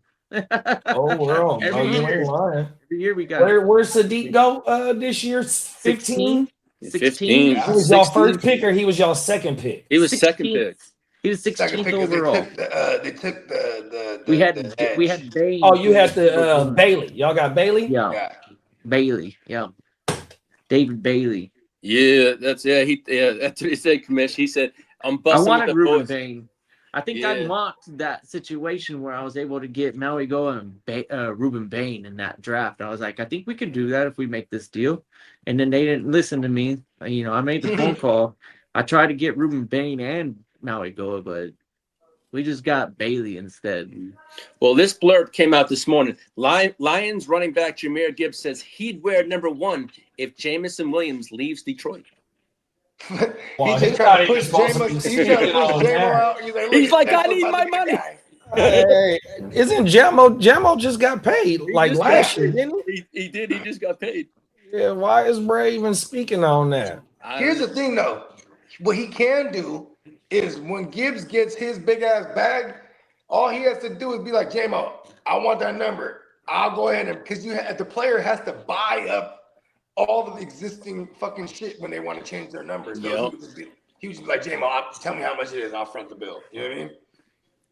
Well, Max Crosby got a little heated, and he was criticizing the NFL's strict uniform policies, and he said in quotes, Roger, you got to let us do our own thing, not these stupid rules you fault. So what is the rule that he hates the most, like tucking in your jersey? No, he wants the things about certain colors and stuff like that. Well, like I was watching a podcast, and he said he was wearing cleats in honor of a young girl with some kind of disease, right? And he had him on for like 3 quarters, and all of a sudden the NFL police came on. He goes, I didn't give a shit. I'm gonna get fined or not. You know why it's stupid for the NFL to give a fuck? Because they have a fucking week where you can wear whatever cleat you want. You know, obviously it's not a big deal if they allow it. Just fucking let it loose and give everybody exactly. And then, like, what is it really hurting? Exactly. Nobody's distracted by a fucking cleat when you're professionally playing football. Only people that are distracted are the people buying the fucking cleats after the game. Yeah. Well, Nate Burleson hopes to eventually host the NFL Today after James Brown retires. He wants to be that main dude. Cool. I like Nate Burleson. Yeah. As for suspensions and legal issues, Cowboys defensive end Charles Snowden got suspended for 3 games following his 2024 DUI. The Rams left tackle Alaric Jackson enters a pivotal diversion program while awaiting a possible league suspension. And former wide receiver Ashton Jeffrey reaches an agreement with prosecutors on his insurance fraud case and is expected to avoid jail. And Geno Smith, we know about his assault allegations, have officially declared the case is inactive. Some as for the Titans, this morning came out and said they are going to induct the Titans are going to induct former running back Chris Johnson into their Ring of Honor this coming season. That's right. And as for there's 6 remaining NFL draft picks that remain unsigned. And on some sad note, Janice McNair, the co-founder of the Houston Texans, passed away at age 89 years old. Rest in peace. And as for Roger Goodell, says the NFL is exploring approximately 10 additional countries for future international games, including Japan. Why not have an international league then if it's going to be like that? Because there's not enough fucking quarterbacks to support the NFL. Yeah. Hey, Peacock says Super Bowl bound. This one's for Janice, man. Come on now. Yeah. And on that note, that's all the news I have for today, folks. Come on now. Shout out to the ear to the motherfucking streets. The streets. I'll be leaving those streets in Las Vegas in about 30 more fucking days. Let's go. Come on now. It's going to be some fun times. Right around the corner, dog. Yeah. Yeah. How many days you said, Lee? We got, 30 for y'all. Some of y'all, it's 33 days, 34 for me. 34 for me, 33 for Bogey, for JD, and whoever else. Wednesday too, JD? Huh? You heading up Wednesday too, right? Yeah, I think so. Yeah, let's go. It's going down. Come on now. Yeah, I'm excited, man. Yeah. Getting closer. He's here, bro. Got that grill fired up right now, and it's reminding Come on me now, that talk I that got talk. shit to look forward to when we hit up Vegas. Is shit, I'm trucking that fucking about what thing. you're gonna like. I know you're gonna be grilling and smoking. Have you thought about what you're gonna be like specific shit? Oh well, some staples for myself have been the pork spare ribs Right. And then chicken wings. Right. And then I also like to dabble into the beef short ribs. They get pretty pricey, but I enjoy that. Not everybody. Listen, It's we're gonna not cop for whatever we everybody, need. but I tell you what, if you don't like mine, then it's you've got mine. You've got you're being honest, because I put out a fucking nice beef rib for y'all if you don't. Now putting some money in it. I fuck with all of it. I'm a smoker. I'm a milker. I'm a midnight smoker. Yeah, there you go. That's Kitteh. He's gonna I'm be doing on that the grill. Let's applewood go right now with the pork, and it smells awfully good. You know, I can't wait for technology to invent the smell-o-vision. We've been talking about it since like Jetsons days. But you know, one of the days we're gonna buy a TV and we're gonna be like, yeah, well, man, I love the cooking channel. Right. The Food Network is #1. I mean, there's got to be something to it, like, you know what I mean? Yeah. I mean, it's I think it's I think it's all about terpenes. So you just have a TV that has like you would have terpene tablets embedded somewhere, and then you would have to refill it. But terpenes is the chemical that produces smell. So in genetics, you can, you know, breed a certain item with terpene, and it'll give it a smell or flavor profile. That's why when you fucking go to Walmart and go, hey, well, that smells like a goddamn Japanese tree or whatever the fuck that thing is, the cherry tree. Well, it's because it's got terpenes in there, and it's like pulled out of the genetics of the tree, and that's why it smells like it. Right.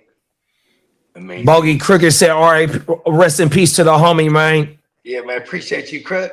Come on now. Man. Yeah, he was a good dude, man. Solid brother. Yeah, rest in peace to Brody, man. Come on now. Shit just fucked me up because, like, you know, you never really talk. Like, I've been trying to think about the last time I even talked to him. Like, that wasn't like through social media. You know what I mean? And then when I was talking to my girl, but she's like, we used to run into him all the time downtown. I'm like, yeah, that's right. Because, you know, out of high school, I started having kids real quick. You know what I mean? I just kind of managed to never stop having kids. Yeah. And then, so then, you know what I mean? I kind of went this away with, you know what I mean? And then, you know, social media, though, keep everybody tapped in. I think that is the benefit of social media. Is like, you know what I mean? Maybe it does ruin the interact. Like, for example, I might run into somebody, I ain't seen them in hella years, but I follow them on Instagram or stuff. So I'd be like, oh man, I just seen y'all came back for Disneyland. I'm like, yeah. You know what I mean? Like, it's almost like you know exactly what they're up to just because they, you know, most people, they post everything they do. You know what I mean? And then he was one of them ones, right? You know what I mean? He was always traveling too, doing his thing. You know what I mean? But yeah, you know what I mean? Now you know what I mean? He probably got it better than all of us right now, I'll tell you that much. You know what I mean? I bet you it's dope on that other side. Come on now, Bogey. Talk that talk. They say it is. I'll take their word. Yeah, top of the morning, Bakes. What up, top of the top, big Bakes. Happy Friday, Bakes. Crooked said if it's not too much and we make some stuff that's gluten-free friendly, please. Some peeps need it. Talk that talk. Oh, shit. And then Bakes said, my condolences, bro. Come on now. I appreciate it, Bakes. No, I mean, we just got to live while we in this motherfucker. While we are alive, we got to live. Peacock said the only safe lettuce is the hot and hell lettuce. I know, right? I was in the grocery store and thinking about that myself. I was like, man, I mean, do we really trust any of this shit? Remember, have y'all seen that shit about the Calophophorosopis or whatever, the little parasite on the on the lettuce and all that shit? They say it's getting in the water supply now. What the fuck? Oh my mama, that shit crazy. They said that shit was found at Taco Bell. Yeah, I saw that Taco. My wife man, goes, that "No, shit we don't. crazy. I don't want to touch Taco Bell for about a month." She said until this stuff Man, passes. 5 motherfucking months. I Not He said till about a next month. year. Hey, we about to wait like 5 hours. forever. No, Yeah. we just had I'll Taco Bell wait the till other night. next And year. after that story came out, He's I'm like, we going, just had Taco Bell. I don't mind it. And, you know, they fucked it up by getting rid of all their good shit. I remember in the 90s, Yeah, remember it used to be dope. periodically they'd be like, oh, it's a recall on all the spinach. This is E. coli found in it. You know what I mean? Or Yeah, like, E. coli was bad. This yeah, is kind of like E. damn, coli, who the right? fuck is Because bringing E. was coli in this also motherfucker? Nah, you can Was get it- E. coli through the fucked up water if you're not treating water right. Because Yeah, at because my job, and it comes from shit, which is the yeah, other. in my job, like you this gotta one comes they gotta from check shit the too. water every month. So they They gotta Chicken they too, got a right? they job go for that. Oh, no, doo chicken doo. They salmonella. don't fucking clean their fucking hands, man. Ugh. Them That motherfuckers. shit get in the water, it fuck everybody up, bro. Matter of Yeah. fact, it's a city I want to say in like Michigan, somewhere in the Midwest, Flint, back in the Michigan. 80s. I seen this on Forensic Files. Something was fucking everybody up in the town, and what it was Yeah. is E. coli through the water. My mind. It's some kind of, Like wasn't in it the something to 80s. do with like lead or something too? They Oh were, yeah, hey, arsenic. It was E. coli. E. Oh, coli and shit, arsenic, I think, is probably one of the other things that can hey, pollute look, the because water. Flint, Michigan, and their water's still fucked up. Remember, we went. Yeah, that they was went not to too long ago. That Flint, Michigan they- shit was like nuts. This ain't what I'm talking about though. They was just sending like motherfuckers was sending cases of water and shit to Flint, Michigan for real. Like Right. that shit was crazy because it wasn't just the water that the factory was drinking it, but they were showering in it. All kinds of motherfuckers was having birth defects and shit. That shit was crazy. Come on now. Right in America. Water. Water. That shit crazy, dog. Why? Essential. You know what I mean? Come on, man. This shit crazy. In America. Remember we were talking about dudes that be inventing shit. We what were you talking about? You were talking about Brett yesterday. Oh, you talking about Newton, Isaac Newton? Well, there's this dude recently, and I put it in a group thread, and I remember Peacock was like, "There's all kind of memes about this guy, right?" But this guy, he created like a system where it just pulls the water out of the air, like it's like these little beads and this shit. Like so, he just in the desert, just hella water. You know what I mean? But he made like it was like these beads, and they pull like the moisture out of the air, and then it converts it into water. Then the next day you have all these tanks filled with fucking water and shit. But I'm like, yo, they're about to kill that dude. I'm like, that dude is not gonna last too long. Beck says soak your veggies that are on that list in white vinegar and water mix. 4 ounces of vinegar. Yeah, vinegar is a shit, neutralizer. Yo, I was thinking of something last night, JD. You know what we need a shirt for art? It says Master of Ceremonies.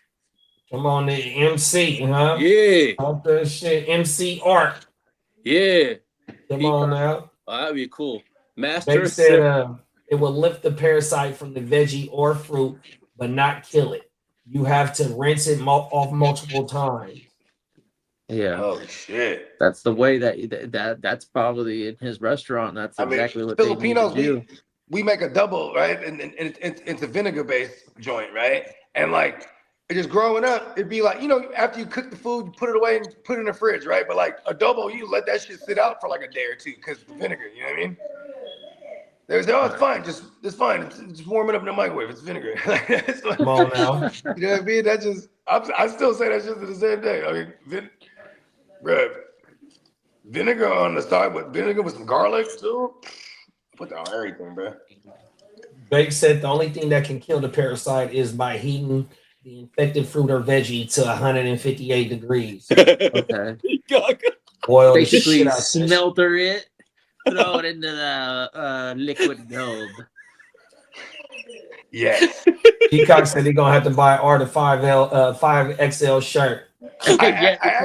I'm buying a bunch of shirts for the homies. I'm chunky in this video right here. Close to I text Art this morning actually. He said 3X. I'm 225 and he made me. What'd you say, Bogey? A 3X? Yeah, because I asked him what size shirt because I'm ordering a bunch of shirts for food. So, yeah, there he is. He's a great personality, great person. Come on now. When you hear him on the mic, and doing these interviews and handling his business. He's natural. This guy is as natural as it comes when he could take control of the show. Right. That's what we need too, bro. Oh my mama, that motherfucker's gonna be lit. Shout out to Nick, but nah, we got this covered. Nick, you ain't taking Art's role. Shout out to Bob in the captain. Come on now. Yeah, it's that way. You come from a long line of assistant announcers. You know what I mean? Oh world. He helped me in the kitchen. He's also talented in the kitchen. That's his true profession. Yeah, his actual profession. Yeah. Yeah, you work at is it Kevin Johnson? Was that his name? Yeah, Fixins. Fixins. Yeah, that's where he's chefing up at. Oh my mama. Yeah. Bake says stay away from Taylor salads and veggies. They gonna recall them soon. Okay. Tino said Bob from accountant. Oh, everything. Right. Yeah. He moved up from marketing from the year prior. He's just a good time. The first year, right? He wasn't even staying with us. He shows up at the crib and within 5 minutes, he's like, "Hey, Bogey, can I take a quick shower somewhere?" I'm like, and I'm just kind of curving him because I'm screaming hard. He's like, I just need a towel. And then I'm like, listen, I'm not tripping, bro, but I don't know where the towels are. And then 30 seconds later, I see him walking behind Peacock, and Peacock, he's showing him where the towels are. I'm like, he gets it in. He gets acclimated immediately. Come on now. He came back out. He must have took the flash shower, but he came out. He's all fresh. Like, I just got to get all that airport shit off me. Well, what are we doing? What are we all doing realistically? We on vacation. It's a 72-hour vacation. Right. That's fact. Yeah, I mean, shit, man. We big kicking it. And listen, let's be honest, there's gonna be some warfare. That's for sure. You know what I mean? Yeah. And this is truly the yearly 72 for me, 96 for others.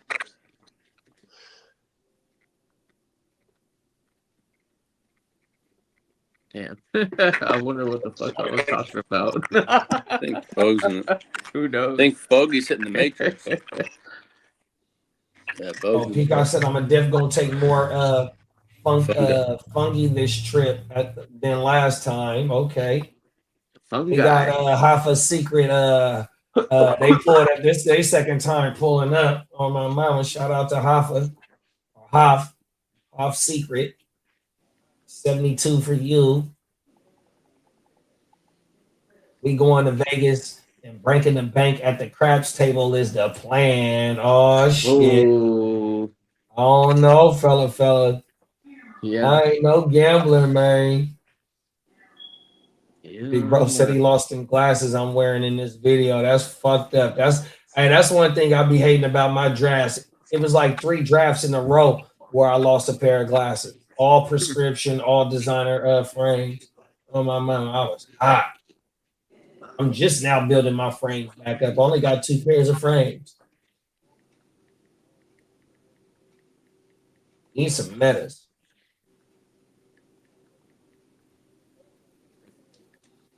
For those that's watching right here, you watching the first GWN West Side League live draft with all of us that's you see in here 100% coming in August 20th through the 22nd or something. Yeah, the draft is August 21st. It's the day after we get there. 22nd, 23rd. I think I'm leaving on 23rd. Yeah, I'm leaving the 23rd. So the draft. So we'll have a whole live draft weekend, y'all. So y'all stay tuned, man. And if you new to anywhere you found us at, if you look in the description, man, you can win the helmet, man. Autographed JSN helmet. So wherever you found us at, please hit the like and subscribe, and you're automatically entered to win. Follow the description rules. Yep. And do give some lore. We got a West Side and then the brother East Side League as well. And you know what's crazy? Man, I want to shout out the Bell Cow. He officially retired from fantasy sports, and he's doing really well for himself. I actually got a chance to speak with him, but because he's like a guy who likes to shroud himself in mystery. But I feel privileged because on the side he'll talk to me. You know what I mean? So you know what I mean. I bid him adieu. He was definitely we definitely went to wars, man, and he won 3 straight. And so I tell him he's the greatest Eastside League champion I've seen. You know what I mean? But we had 2 people gone now, so I think that league it's officially going to a 12-teamer. Oh wow! Like, it's still 250, so I'm not, I'm not mad at it, but it's just like I'm like, okay, this is different. You know what I mean? And they're probably gonna add another flex, I would imagine, or do something to make, you know what I mean? Do something to make it a little different, but yeah, you know what I mean. Are you all gonna go to Vegas and draft the East Side League? Yeah. So might be able to adopt a couple. This is just like 2 days ago. So one of the partners, he got like one of them penthouses at the Harris. So they want to draft there for that league. That's on Saturday. Be like Saturday. Oh, okay. Yeah, it'd be like Saturday, like at 2:00 or something. I know I was kind of irritated about that. Like, come on, like we already have. If they ain't gonna roll with us at the crib, bro. I don't know, man. They're missing out. We got the best spot to fucking draft. He gets comp rooms.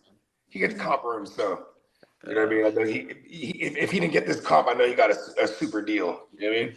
Yeah. But yeah, shout out to the commish. You know what I mean? He's the commish is funny because he straight up was like, look. This is not a democracy. This is a dictatorship. We're drafting a Harris. Sometimes as a commissioner, I respect the commission. You know what I mean? Even though we have a whole entire mansion, it's fine. Right. We're not doing his whole thing wars. is he wants to be on the strip. He was like, and the commissioner only comes for 1 day every year. You know what I mean? So the commission comes 1 day, does it extra big. Pause. And we always get on them too because I'm like, by the time y'all get there for the 1 day, we've already been like went through the ringer for 3 days. You know what I mean? And they that doesn't sound like they've had quite the advantage the first years. Tino, he's coming out multiple days this year. I'm excited. Yeah. Tino, you rolling on? He's rolling over. He's rolling up with Diamond Joe. Hell yeah. Roll up, bro. Hey, we got a fantasy question. Shout out to Orange Crush, man. He said, how would y'all rank these 3 wide receivers? Zay Flowers, Teta Rosa, and Devontae Smith. I'm gonna go Ted, Zay, and then Devontae. Yeah. I'll take Teta Rosa first.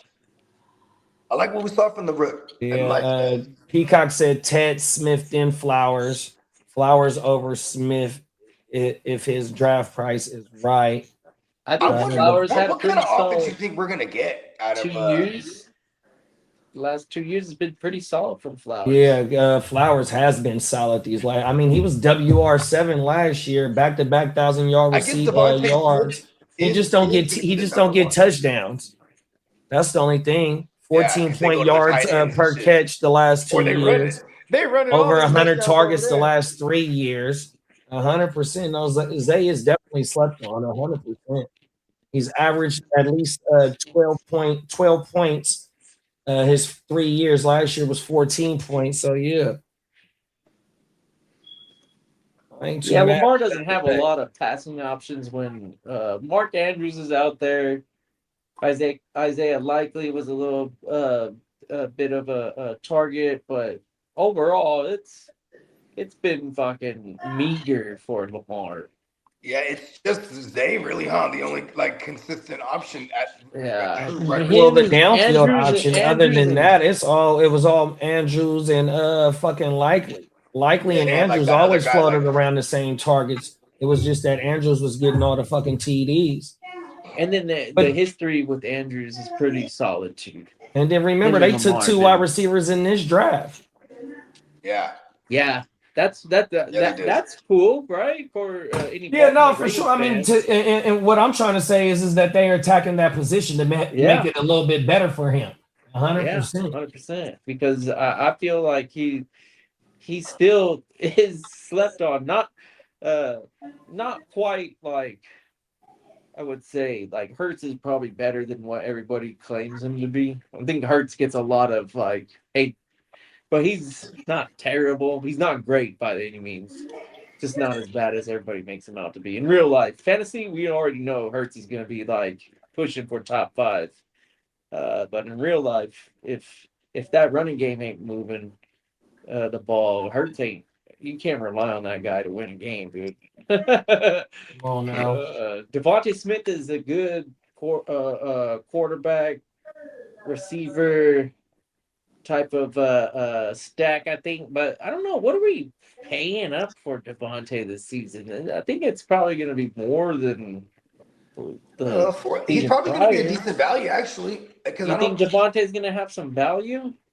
Yeah, like for example, I think people are going to take the Tets and the Zays over him, like just in the draft, and like unless like people are really convinced like removing AJ makes Devontae jump up a bunch. Like I don't know, I don't really view it like that. Yeah, they are all each team's respective number 1 receiver. So yeah, you're talking about the same range.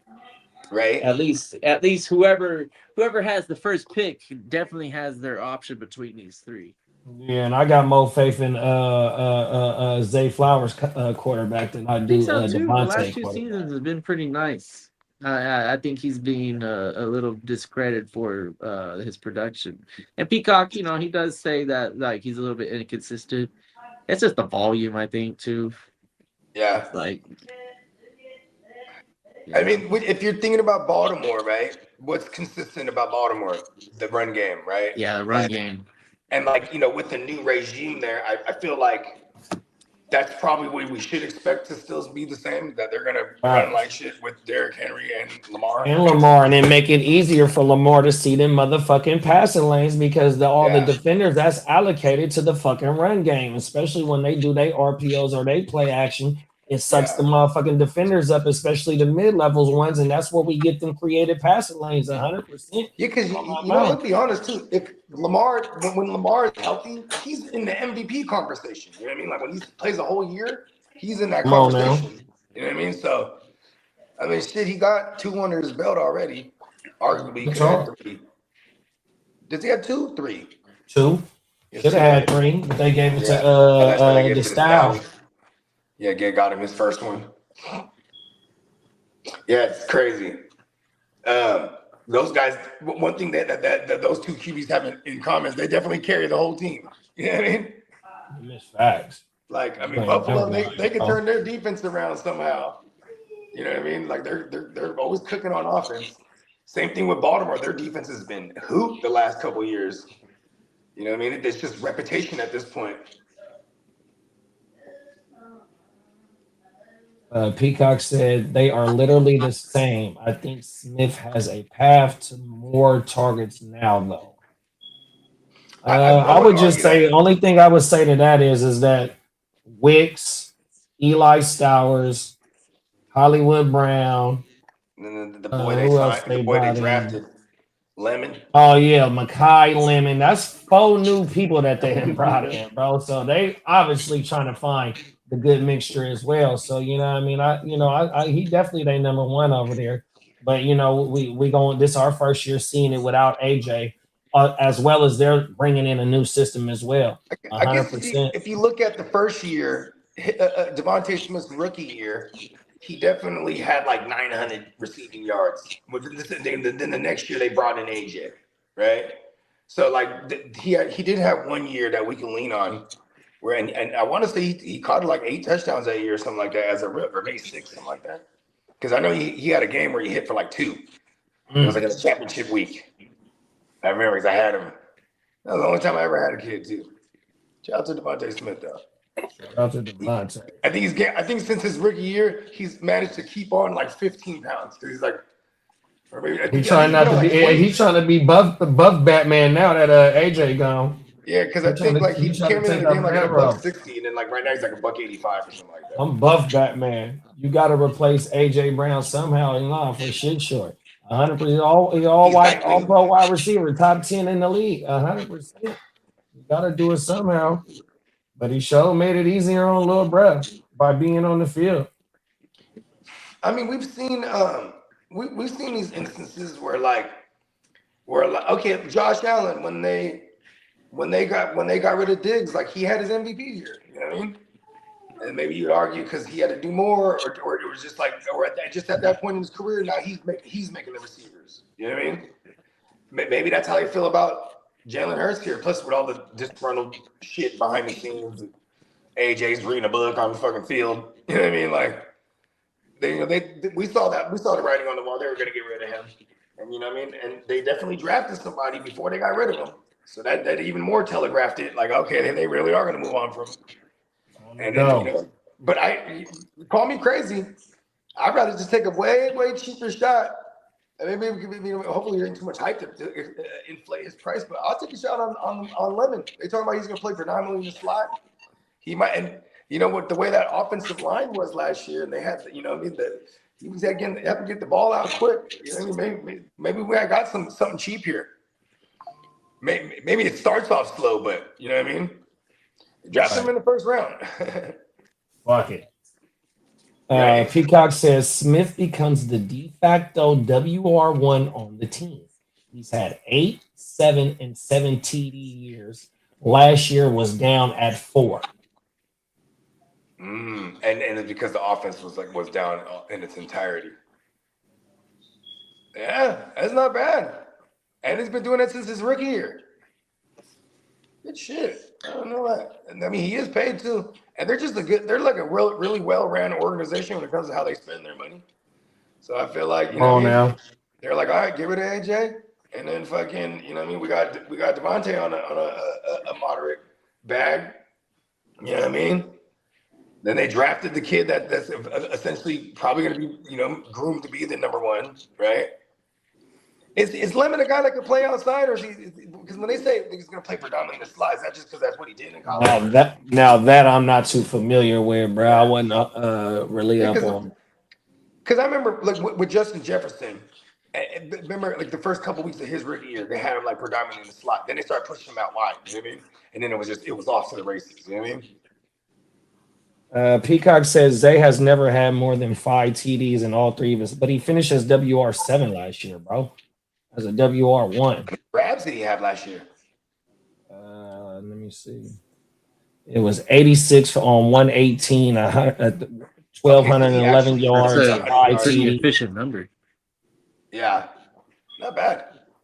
That's hella low key. Because it's like, see, so look at this. Zay. Now we argue whose passing pie is smaller, right? Because then Devontae is probably going to jump up to 30% target market share. You know what I mean? Mm-hmm. From 21 or 22. Unless Lemon is a guy, and then the defenses are going to push pressure on Slim Reaper, and he don't like that, really. Yeah. He's kind of a guy you could beat at the line. And Zay Flowers is no big receiver. He's not a big receiver either. But the way that they distribute the ball. That motherfucking single coverage happens a lot over there. Because the run game you have to account for. The way that they distribute the ball through the air, Zay Flowers already has that role where we're anticipating Devontae getting to that role. We already know that Zay Flowers has that role. I mean, I do want to point out, like I said, I know it's different coordinators, but Devontae Smith's rookie year, he did have 900 yards or something like that. Yeah, and his college career is as good as any receiver. Yeah, shit, he was a fucking Heisman, right? Yes. That's crazy. Peacock said, fantasy finished not the same as a per game basis. For example, Flowers played week 18 and scored 2 TDs that helped no one in fantasy. But here's the thing too: is Zay, it was all fucked up over there last week. I was anticipating trading for Zay in a few weeks, and I was unsuccessful. I was trying to make moves to acquire Zay in trades. Didn't someone just sign Zay? Hey, but see, we want to speak on a per game basis. He only had 3 single-digit games. The first one was in week 6, 8.6. The second one, first one was in week 3, 3.3 points. Week 6, 8.6 points. And then week 13 with 0.6 points. Every game other than that for the whole season was all double-digit fantasy points. I think what's cool is he was startable damn near the whole season. I think the Eagles and the Saints have a similar situation on their hands where they have, in their minds, a true number one, but also they just drafted a rookie that could potentially outperform the veteran. I don't know if it's right away, but Tyson is definitely a talent. And then Lemon, he's pretty good too. I wouldn't be surprised to see that those rookies eventually start to make an impact on their respective teams. For us fantasy managers, I think we should temper expectations out the gate for rookies always as redrafters. We probably need to throttle all of even Carnell Tate and to some extent Love, but probably not so much Love. I think Love is safe. But everybody else, Carnell Tate's in a wide receiver room that's pretty crowded. Lemon is in a wide receiver room that's got an alpha already. And then same thing with Tyson. He's got an alpha already.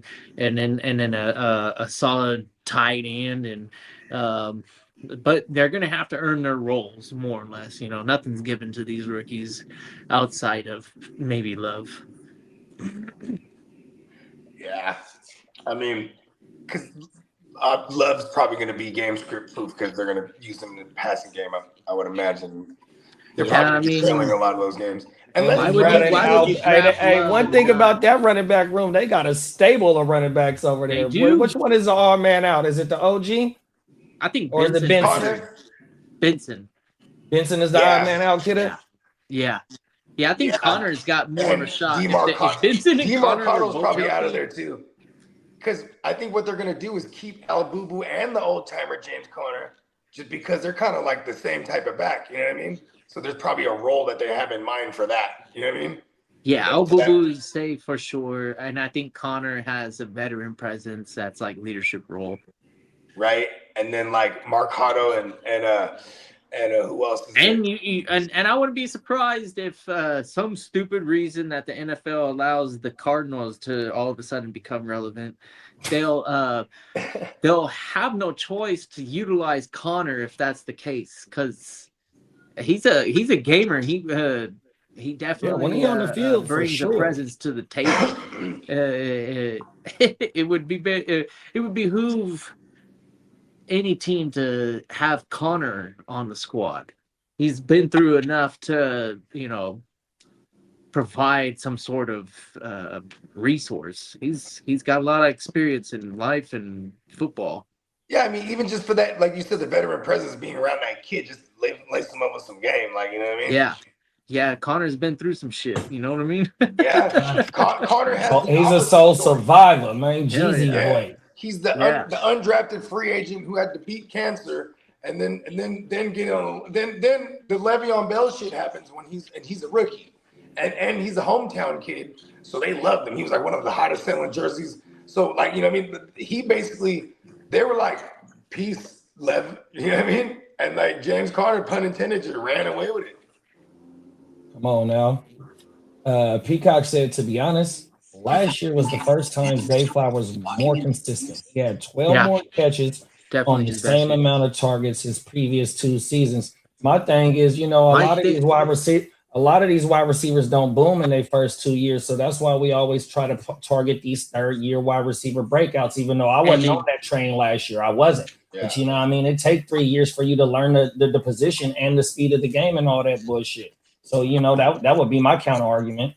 But they had, I don't know why I thought he was older than what he really is, but that guy was like 4 or 5 years in college. I know he was in an early declare. You got to remember, there was the COVID year too. There was the COVID years when those fools were in college, so some of them might have opted out that for that 2020. Yeah. Yeah. I don't even remember what college. Hey, I don't even remember what college bro went to. If I'm not mistaken, Boston. He went to Boston College. I think so. It was like a smaller school. It wasn't like somebody like Boston. Bake said, "What if?" There go ears. Hey, Bake said, "What if Dallas Go Dirt eats with AJ gone? He had like 11 TDs last year. Yeah, his role is solidified. Yeah, he's solidified. That's one of my favorite food reviewers on YouTube, bro. Oh my mama, and now that Stowers is the block. Stowers is a receiving tight end, bro. That's why I drafted that motherfucker. I had Stowers over Sadiq in the drafts, in our rookie drafts, when I had the opportunity. I think it was twice. Yeah, because it is just gonna be like one last year at Dallas Goddard in all reality. Yeah. If Goddard eats with Brown gone, then it's the same situation that Zay has with Andrew. Smith TDs will stay the same, 4-5 instead of 7-8. 4-5, 7-8. When AJ is gone, 6 out. When AJ is gone, he has historically absorbed a 32% Goddard. target Yeah, share. Goddard was a target hog when AJ's out. But aren't the Ravens getting a new offense now? That would be my counter to your counter. So is the Eagles as well, and they getting a first-time play caller in Mannion, 32-year-old dude that ain't never called plays before, even though he came from LaFleur in Green Bay. Man, what's up, Ryan? He's been playing a lot of Madden, I hope. Ravens' new OC was a tight, so they promoted within. Okay, that's never good. Well, I mean, it's a new time head coach. He wasn't a draw to any of these coaches, so he probably just like, look, they say you're good, you can stay. So he was left over from Harbaugh's staff, or he was brought in from with the new staff.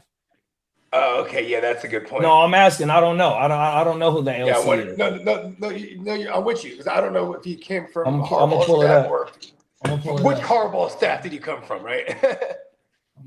I'm gonna Google it. That could be a real thing too, like where he's like, look, you know what I mean?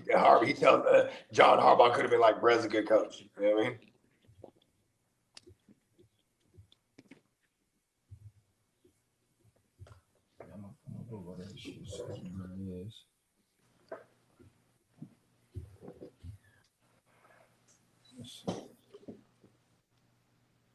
Baltimore Ravens coaches.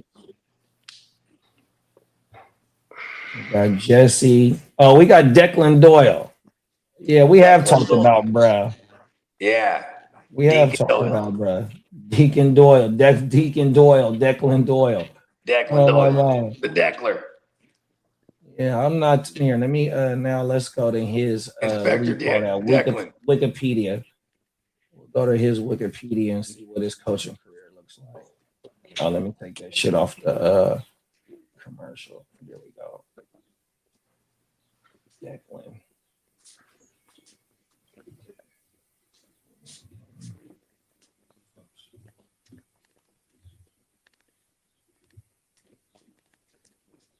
Got my barbecue sauce somewhere. I can't find it.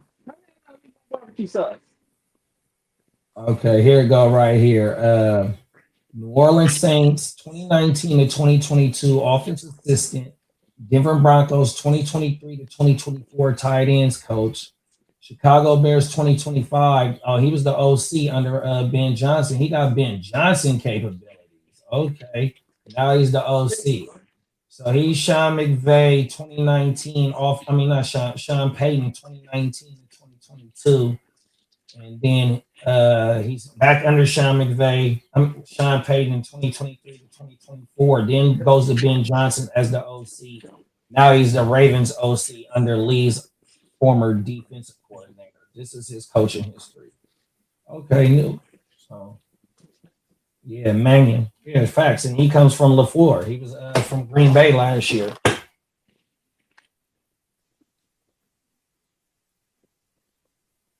On my mountain.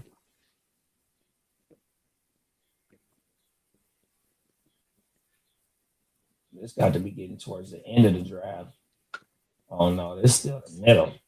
We only an hour and 45 minutes in.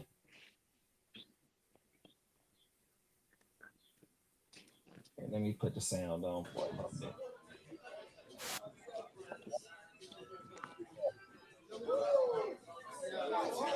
Shout out the song, man.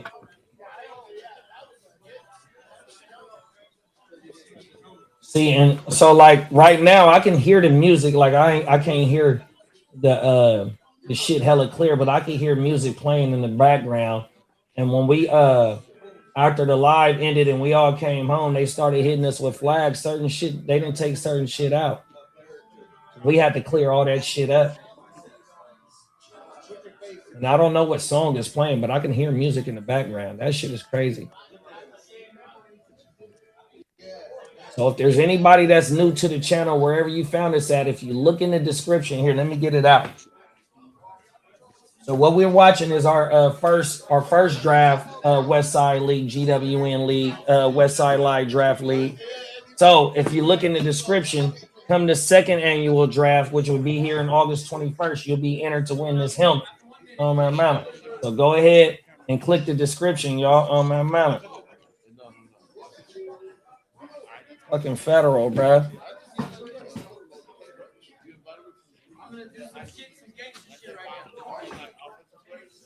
Yeah, one of the homies was like, "Man, who is that in the Indianapolis Colts jersey?" We said, "Nah, that's a Jets jersey, man."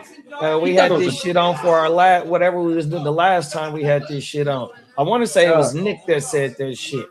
Hey, for real though, when the Eagles were in the playoffs, they were I fucking wear my Jet stuff all the time. So I was out at and somebody said, "Girl, Jalen Hurts." I was like, "Come on now." This bull was funny. Come on now. To give him like a little bit of like they do look very similar, the black ones, you know. Yeah. They're not too different. I mean, like, especially when you're looking at them straight on. But I'm like, no, man, Sauce Gardner. Yeah, they're like, you're a Jets fan? I say, hey, yeah, man, best fan. One in a million. Like Aaliyah, rest in peace. Oh, everything. For real. Wait till you see the Jets win the Super Bowl. Okay, you think Spain in the World Cup is a big deal? Oh, hey, if the Jets win the Super Bowl, whoever that quarterback is, he'll be forever immortalized, just like Broadway Joe. Yeah. Who went after? Because that's their only Super Bowl, right? Hey, is that the only Super Bowl in history for the Jets? Is Broadway Joe, or they got any more? For the win, definitely. And I don't know if they ever been in another Super Bowl, but the only win is definitely the Super Bowl III. That's him. He's Timothy. All white fur coats. Oh, everything. Stunning. Man, I can't wait for this year's video. It's gonna be fun. Yeah, you ain't lying, bro.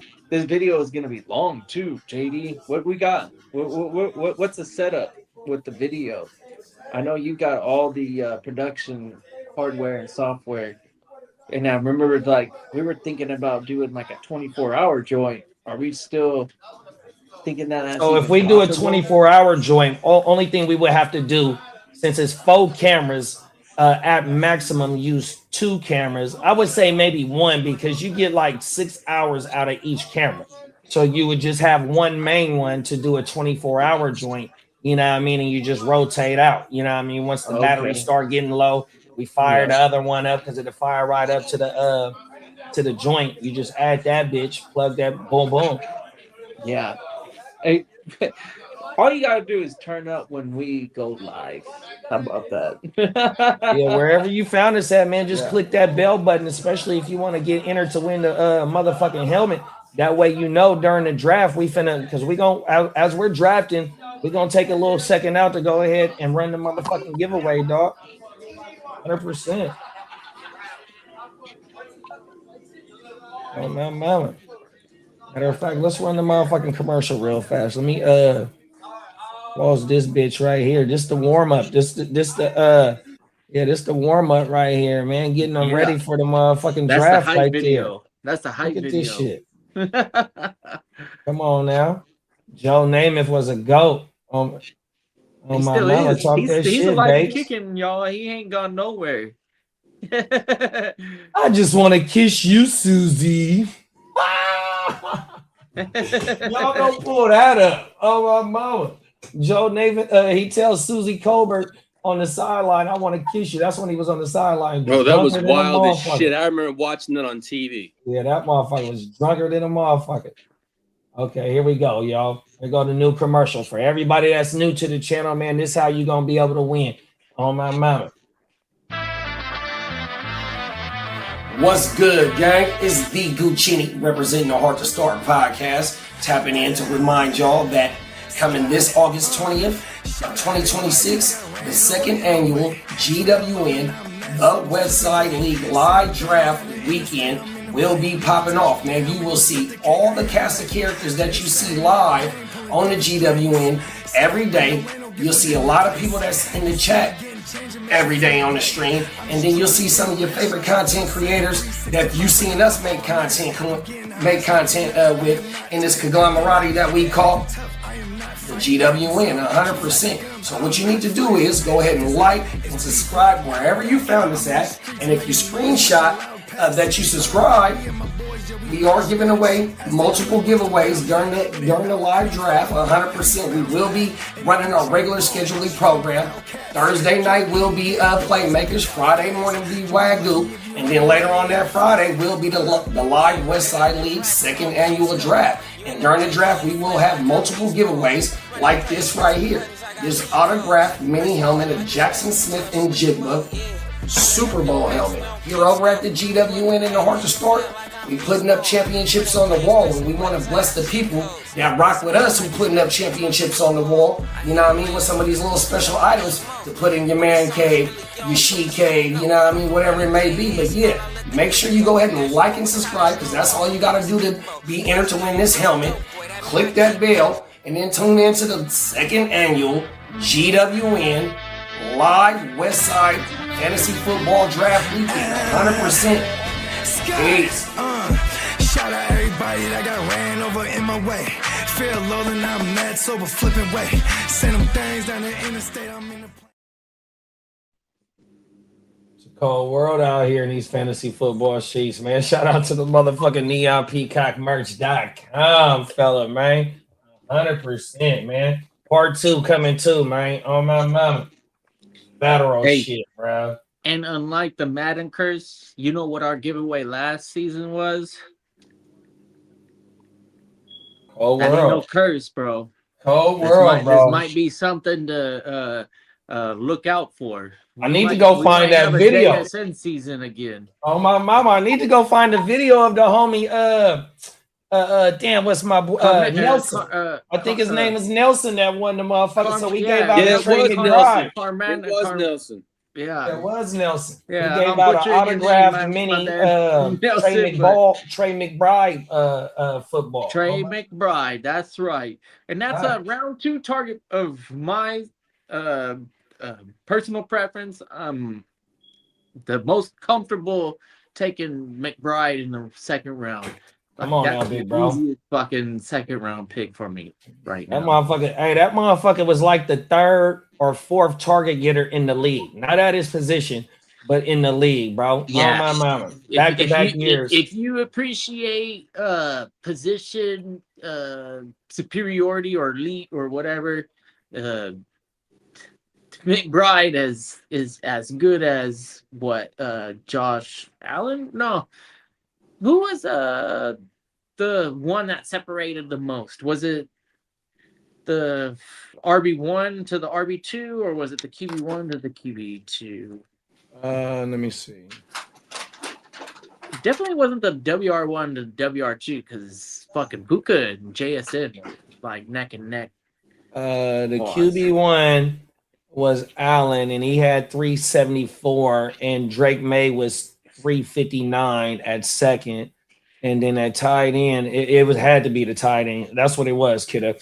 McBride at 315 total, and then Kyle Pitts at 210 total. Yeah, and then there was another. What was the RBs? Was the it RBs was 416 by CMC, and then 370 by Guchinni. Okay, Guchinni. So CMC, shout out to CMC. Oh, JD. Man. Remember yesterday, Marco had continuing a question? That fucking run. When we look back at our fantasy careers, we're gonna say CMC is probably a GOAT. Yeah, he's a fantasy GOAT, bro, for sure. Yeah. Marco had a fantasy question yesterday in my power hour, and I'm like, God damn it. It was a keep one and a drop one. Oh, there go Marco right there, too. You just spoke him up. Shout out to Marco. Look at Lee. Look at you, Lee. Okay.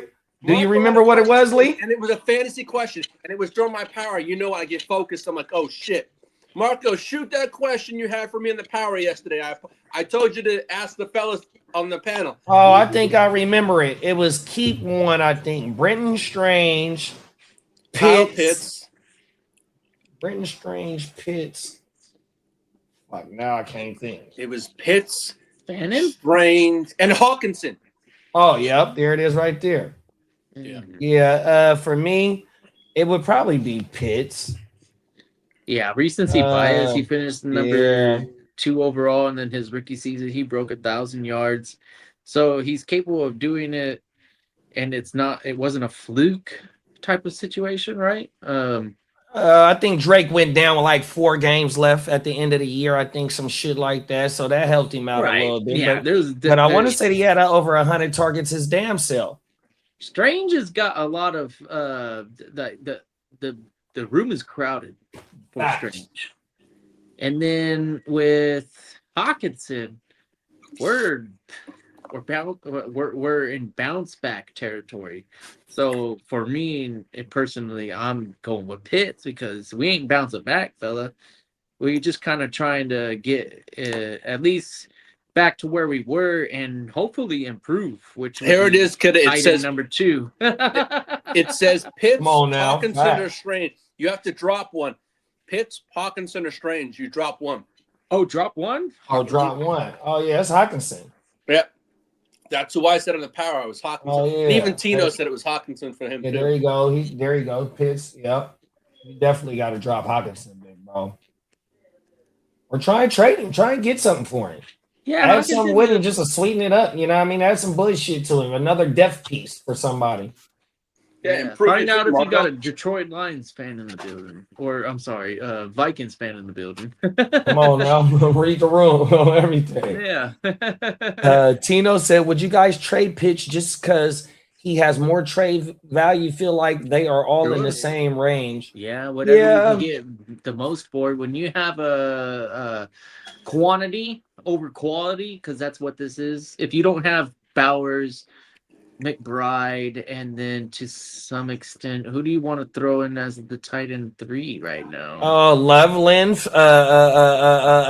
Tyler Warren. You got Fannin up and coming now. Like we got so many options. So I wouldn't mind trying to sell high on him on everything. Absolutely. But you're gonna have to go ahead. My bad. No, I mean you're hitting the nail on the head right there. It's like shit. You're throwing a lot more names than I was anticipating, and I'm like, oh yeah, fuck yeah. The value is done. Like if you can get anything for him now, then you got to pull the trigger. Because I think you should probably start fucking Pitts, and if you're gonna if you're gonna keep him. But if you can trade him and somebody wants to buy that TE2 value that he's coming off of, do it. And I got faith in Stefanski to get him the ball. You know what I mean? Especially if Brad keeps Tua upright. He already got a little bit of chemistry with Michael Penix 100%. So if they get their quarterback situation right, Bogey and Ron is the one that told me about their offensive line and the cohesiveness they had. That's you know, one of the most nobody missed under lines 2 games on that offensive line. They got like 5 first-rounders on that line on everything. Yeah. So you know what I mean? That shit federal, bro, 100%. Yeah, so I ain't too mad at having Pitts. But I definitely would sell high on, bro. What's this? Bijanni's gonna get all the like this. This has to be his best. It's all good. It's all trolling. I'm thinking Bijanni has his best season this season. Do you agree? If he has a better season than Jameer, I don't think so. I still think Gibbs has a better season, and at the end of the day, but that's because the Lions are the Lions and Falcons are the Falcons. Come on now. Do I see? Okay, it's all good, RG. Do you agree Lionel Messi is the best footballer in history? No, no, I'm gonna say no. He has 1 World Cup, and Lee, let me do you a favor. I hate to cut you off, Lee, and I hate to cut you out. Hey man, shut Brad out because he's a new timer, man. Give Brad Super Saiyan Red Super Saiyan. Super Saiyan. Dragon Ball Do Z I fan. agree with Messi as the best player in history? I'm gonna say no. No. Okay, and I'm gonna say this. Because we're 50 years old. I'm gonna say this, Messi. He is a great club player. He has all the accolades in the world. He has 1 World Cup. He's going for a second. There is 1 player in football history that has 3 to his name, and I have it sitting right back of me, and it's Pele. So to me right now, until someone surpasses that and has 3 or possibly more with the accolades, I'll say they're the best. But right now, as it stands, Messi is, I'd say, the best footballer of this generation. Yes, I ain't gonna lie. It's Messi of this generation. But if it came down to the GOAT of all GOAT, it's going to be Pele. Come on now. How you feel about that, Marco? Drop who you got in the chat, Marco, because Marco would be in tune to that Marco shit. could say one of his German players, but Germany's got 4 World Cups. Klose was fun. I was a big fan of that German team when they had Schweinsteiger and Klose and all sorts Peter of Schmeichel. Oh, God, they had a hell of a team. Yeah, that was a good team. 2 goalkeeper World Cups, was always 3 on World Cups in a row. They got to the Final Fours. Yep, Germany would always get there. That was you said Zotlan was on that team, Lee? No, it's World Wars. Oh. Okay, yeah, they're definitely not the allies that you want for the World War. And you know what's crazy is World War III. They would be our ally. Oh, was that a bad idea or what?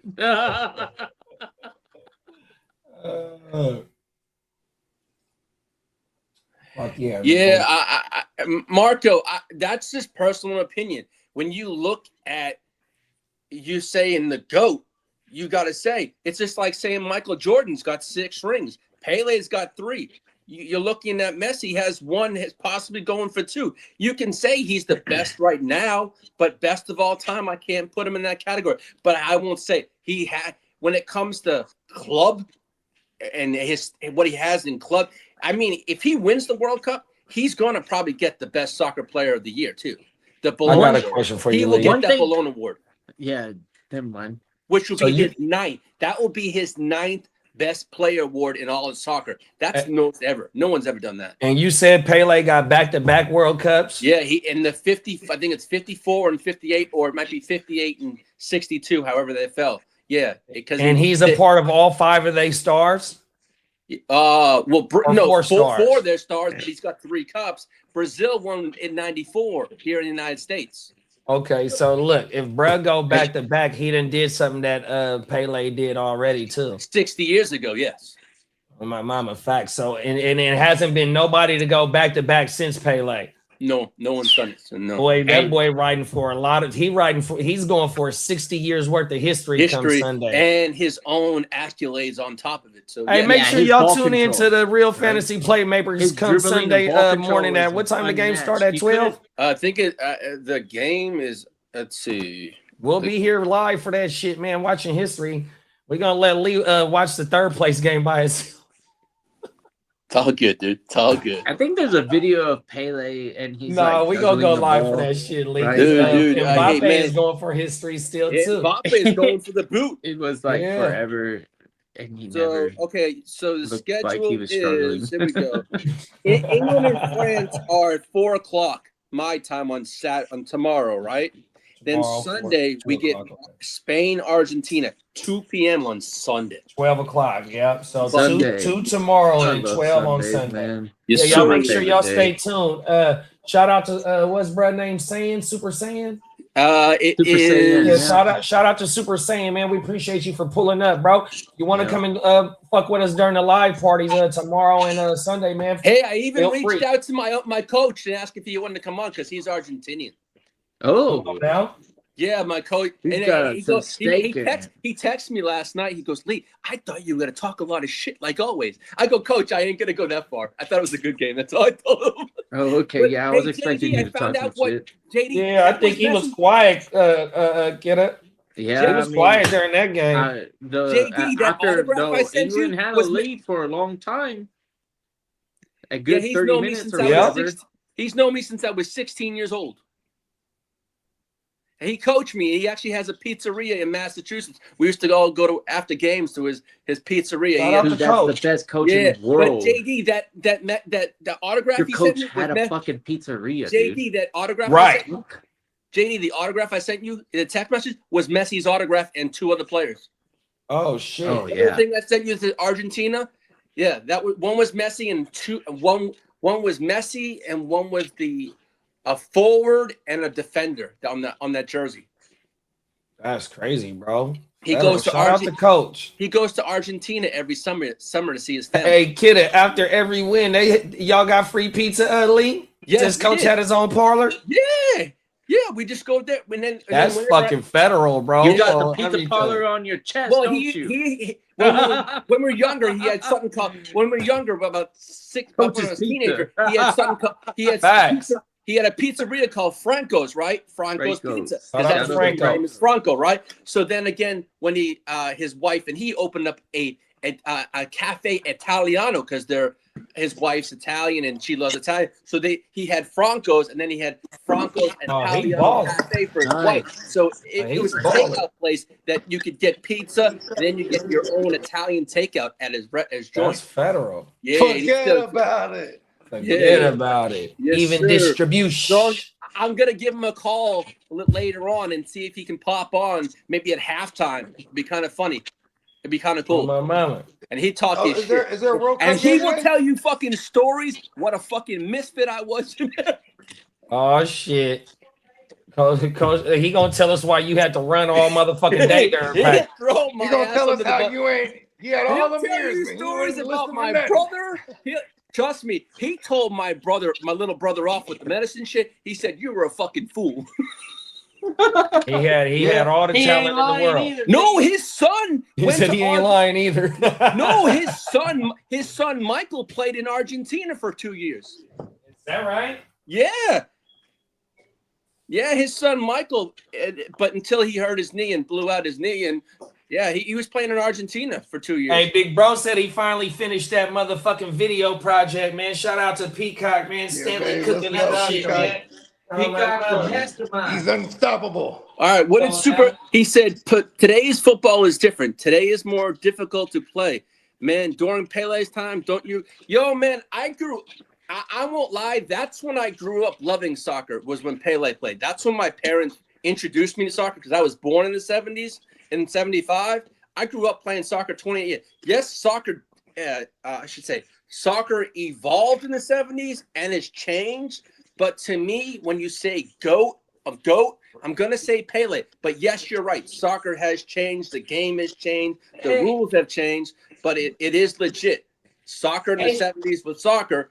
And now it's a lot different. You're right.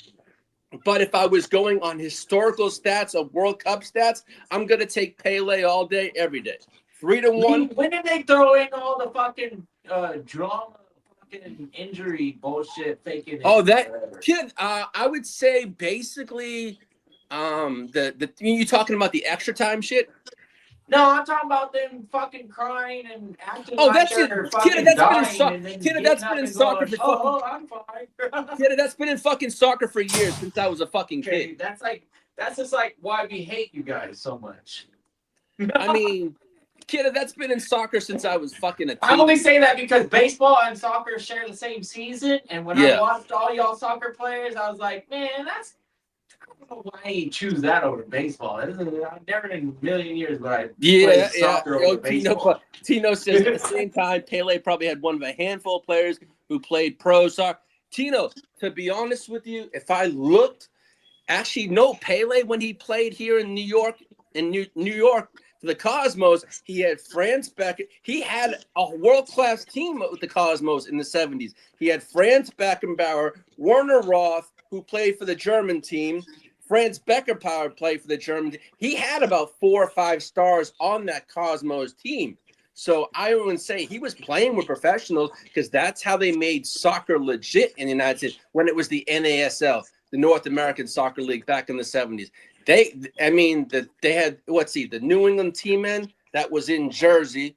My parents were Bruce's for, and the Cosmos were in New York. But the Cosmos were the biggest draw because they brought the Pele, they brought Beckenbauer, they brought Werner Roth. Werner Roth was actually in the movie Victory, if you look at it.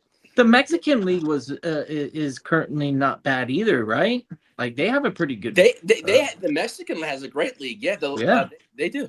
They have a great league, actually. I mean, that's how a lot of these teams, or I should say countries, did it. It's just like France has the La Liga, and then you have Spain. They have their all these countries have their own big league, just like the England has the EPL. But it's how these. I mean, they put out some of the best players. How about the UEFA? How does that work? What is UEFA? UEFA is European. European football is. I think it's European something. Football Association. That's the UEFA. That's for England, that's basically all of Europe. That covers all of Europe. Yeah. And then if am I not mistaken that the UEFA League is the league that you want to play if you're a professional soccer player because they're going to pay you the most. Europe is going to pay you the most. All the pounds. Yeah, all the pounds, all the euros. Yeah. Well, then again, Ronaldo went over to he got $1 billion. MLS. No, he got Ronaldo. My bad. They gave him $1 billion. $1 billion fucking years. Whoa. Yeah, he That's plays crazy. in the where is it? Over with. How come he's the only one that's on the is everybody else a black swirling dot thing? Whatever the fuck? You have to click. What I had to do is I had to click on the camera. It's crazy, but I'm still here. I don't give a fuck if you can't see me. You click on the camera like you're. It does that to me all the time on my end. You click on click on the camera, and then it will the spinning will stop. There you go. There it is. There you go. That's all you got to do is click on the camera. Fella. I see Jay spinning, and I see Bogey spinning. We got an IT professional in here. Hey, Lee, it's a question for you right there from Tino. Who was the best soccer team ever? It's got to be a Brazilian team, right? I'm going to say, if you were talking about internationally, it's going to be Brazil. Brazil will be all because they have 5 World Cup, but Germany has 4. Argentina's got 4, and they're approaching. Actually, Argentina has 3. I apologize for that because you look at the jersey when you have the stars. Argentina's got 3, and I know Germany does have 4, and then you have Brazil at 5. So you right, but Brazil's always in it every single year in the World Cup. But as I said. But those countries, if you look at it, have the best of the best. And that's what they are. And paper doesn't matter because on paper, France's team this year would have been one of the goats. And they're already Vegas is betting favorite. Vegas is betting favorite. Hey man, the only thing that Brazil's got is those fine looking women. There you go. Well, I know as a real young cat. Oh world. That was a dream of mine. It was like scored with something that was had the nationality of Brazil in them. Come on now. Oh world, boy. Because they actually have a procedure named after them. But what's funny is like I don't know if it's because it's after like what they do or because they're trying to mimic them. You know what I mean? Peacock says Brazil hasn't done anything in forever. Yeah, they have. Are you trying to mimic 1994? I don't think all of them be doing that. I think that might be what you trying to be looking like them. Right? That's what the BBL's about. Do you think soccer in the United States has become more popular in recent years? Because do I feel it's become more popular? Well, if you look at soccer, probably was in the 90s when the last time the Cup was here, was the fastest growing sport in America. with the most kids playing. But you know what? Yeah, you they do watch have a after good this kids World Cup, organization. This thing shoot off again. Like I think I got to give credit to soccer. I don't know how much it costs. It might be like baseball, where it's ridiculously expensive. But for the most part, when you were a kid and you had a household that could push you into the club soccer, that was the most beneficial for you going into college. If I can tell you how much, like if you were playing club soccer, like you were almost guaranteed a soccer scholarship somewhere, bro. Well, you I wouldn't say guaranteed, but I mean, as JD would tell you, for his son's on the club team, that shit's expensive. I told JD the other day, I said, my mom and my grandma were spending about 4 or 5. But that's where all the scouts are. Yeah, and then you get the exposure and then the real competition. It is. But in order to get that exposure, you got to play for those top of the night. Like in Massachusetts, we had a club team called I don't know if it ended up turning into an FC because it got that big. But it's like the best of the best go there, and they probably have it in California. It was like the best of the best, and if you wanted to be recognized, you played for them. But it was all in Massachusetts. It was all political, like by coaches who you knew and stuff like that. And the coaches were like, you were hand selected. Like my brother was one of that shit when he played for. It was called Blue Hills. That's it, Blue Hills. All our gear was all blue jerseys, blue bags, everything. We had 5 different jerseys. It was like $4 to $5 grand. My mom, my grandma were paying a season. We had our own bags with our name on them. We traveled and shit. But that shit got expensive. You ain't lying. And that's back we're talking the 90s. I could only imagine what club soccer plays for now. It's got to be outrageous. I wouldn't want to know what JD paid for his son. That's got to be cold world. You ain't lying, bro. Cheap. And that's when you say, my mom would say, "Oh, I'm pushing you. If I'm spending this money, you better get a goddamn scholarship." Yeah. Oh, for real, bro. I'm trying to tell you, dog. She goes, "If I'm gonna spend this much money, you better goddamn get something." I'm telling you, bro. As long as it's school, that's it. That's the first step. Exactly. Right. Exactly.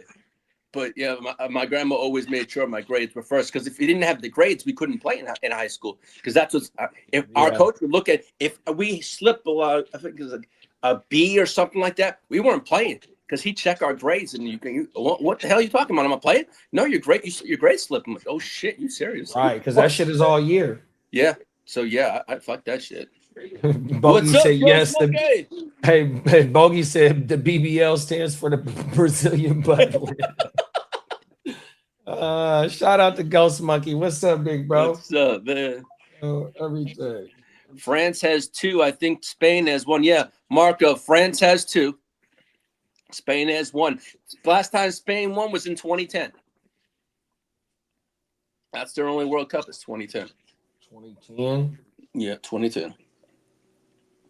But this is I don't think they ever had a World Cup where it was the 1 and 2 versus 1 and 2 in the rankings against each other. I don't recall it. If it is, it's been a long time. Because if you look at it, if Messi scores, it's over. But now Mbappe has to add on a goal and a couple assists. So if he wants that golden boot.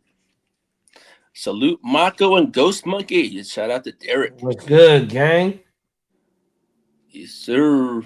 Shout out to the motherfucking chat on this beautiful Friday. Happy Friday to everybody, man. 100% appreciate y'all for pulling up. JD, I appreciate those 2 clips. I saw them this morning. Come on now. I put them in my draft. That's that AI shit too. You know how you that said AI to me, shit is bullshit. You guys said to me, I keep them, so I kept them in my drafts on TikTok. You know how you said spread them out? So I put the 3 up I had in my draft from like 2 shows ago, put them up, and then I'll just put the other ones up maybe a couple days and stuff like that, as you said. Oh yeah, that's federal. Yeah, that's federal, bro. Yeah. You gotta spread it out. That way you got shit for multiple days. Well, the one that meant most is I sent the wifey was the one that you put when I dedicated the show to her. Oh yeah, that's AI. AI created that one. Well, I sent that to her, and she kept it in her thing, so she has that. Yeah, that's federal. They did that. That's kind of cool. On everything. What do you got planned for your weekend? I'm getting on the grill today like Kitteh, man. I was at Costco. I got some snow crab legs, got some prawns, got some corn on the cob, got some Evergood hot links. We still need to go get some more shit for the grill, but we doing a seafood boil on the grill, and we're gonna cook some crab legs on the grill. Sounds good. It's gonna be fire, bro. I can't wait. And then tomorrow we got the game, so I'm gonna try and cook my next video up. I got everything already, so I'm gonna try and get that in this weekend.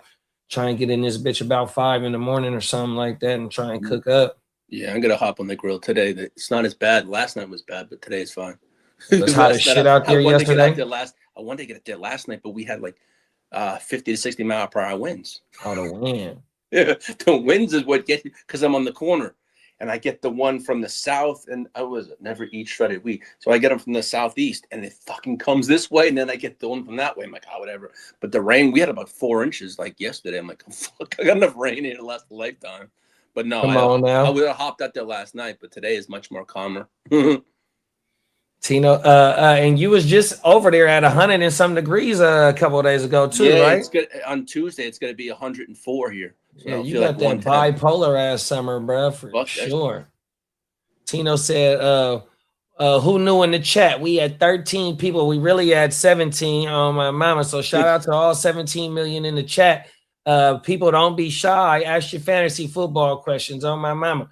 If you is new to the chat, we appreciate you 100%. No matter where you found us at on my mama. If you got any fantasy questions, Lee is our resident soccer enthusiast, 100%. You know what I mean? We will be live tomorrow for the third place game. We will be live for the first place game and second place game on Sunday. You know what I mean? 100%. Then after the World Cup, we'll be right back to the Canadian Football League. We do live parties for that. We just trying to get tuned up until football season, which is right around the corner. 2 weeks of training camp on everything. So motherfuckers about to be reporting to work here pretty soon. On my mama, so stay locked in. This is the fantasy football hub on everything. Ooh, this is the worldwide hub. Come on now. Derek said, are we really doing no phones and computers for the draft? Because if so, I'm getting my paper ready then, but I want to know really. So Joe confirmed that the digital board is there, right? But, we'll probably have an app to where we can make our own pick. You know what I mean? But me, you already know, Derek, I'm no matter what, I'm always all pen, all paper. You know what I mean? So if there is a digital app or we just tell Brett, I don't know if we got to tell him or if we're going to have to input that shit ourselves. But you know what I mean? I don't fuck with no electronics during the draft. That's not my game. Yeah, I'm like with Peacock says. I'm taking pen and paper too. Yeah, I'm coming prepared either or. Yeah, I don't even know with technology. What can happen? I write my own shit out, my own big board, dog. I don't even buy no magazine with the big board. I don't do that. 100%. Fuck that. I'll bring a magazine, but I'm gonna be doing it on paper. I'm not bringing nothing but all pen and paper in my handwriting. I'm gonna read the magazine on the plane. That way I can absorb it there. Hey, it ain't no man. What the fuck you need to read a magazine for when you do your own fantasy football show? That's true. That's true. That's true. Motherfuckers ain't giving it to you like how we give it. Pause. No, that's not. 100%. And that go for any new people in this motherfucker. If you play fantasy football, you ain't gonna get no fantasy advice like this off the net. Nope, it's straight from the roof. Oh world. I mean, shit. We had the draft going on. Oh my mama, I can't wait for the new joint. We right around the corner. What you say? 35 days. Yeah, it's like 35 days, yeah. Oh, my mama. Pen and paper. Only went off my phone last year and would rather not this year. I ain't mad at you. Pen and paper, the way Google will throw you off reading a 2-month-old article. Cold world. Okay, bet. Hey, Derek, man. Hey, man. That pen and paper, where that shit carry us, you know what I mean? To week 17, dog. Oh, my mama, them facts. 100%. You better not show up with no fantasy magazines. It was a few homies that I see that had magazines, dog. Hey, that shit. And what was so funny, the last time we replayed the draft this week, whatever day it was, somebody in the chat was like, man, the East Side League was taking notes from the West Side League. And as we was watching that shit, they showing the hell was, bro. That shit was crazier than a motherfucker. Dog. Well, they were in there. Yeah, that's right. Yeah, they was in the motherfucking at the draft. Yeah, because they were probably scoping out Bogey because he's on the East Side. Oh, world, bro, doing reconnaissance missions on the draft. Oh, world. Yeah, I don't want to bother Dennis Holmes about it. I just reminded him yesterday about it. I'm like, yo, dude, I know you just had your vacation, but don't forget that ticket. Peacock said, I got to print my own cheat sheet and then leave fake ones all over the mansion. That's a smart man right there.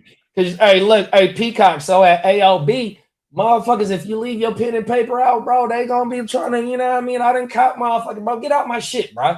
100%. And then they know I'll be coming with extra highlighters and shit like that, JD. Oh, man, you motherfuckers. Oh, yeah, they always want your goods. Hey, cold world out here in these fantasy football streets. Oh, mama. Kevin had a magazine. I'm trying to tell you, bro. There's a couple of motherfuckers that had them, whatever that, I don't even know the name of that motherfucking magazine. Oh, my mama. See that motherfucker at CVS right there in the front. Oh, everything. Get your ass out of here. Eastside was taking notes. Oh, everything. Hard. Come on now, bro. He didn't last too long. You can take all the notes you want, but he didn't last long. Oh, world.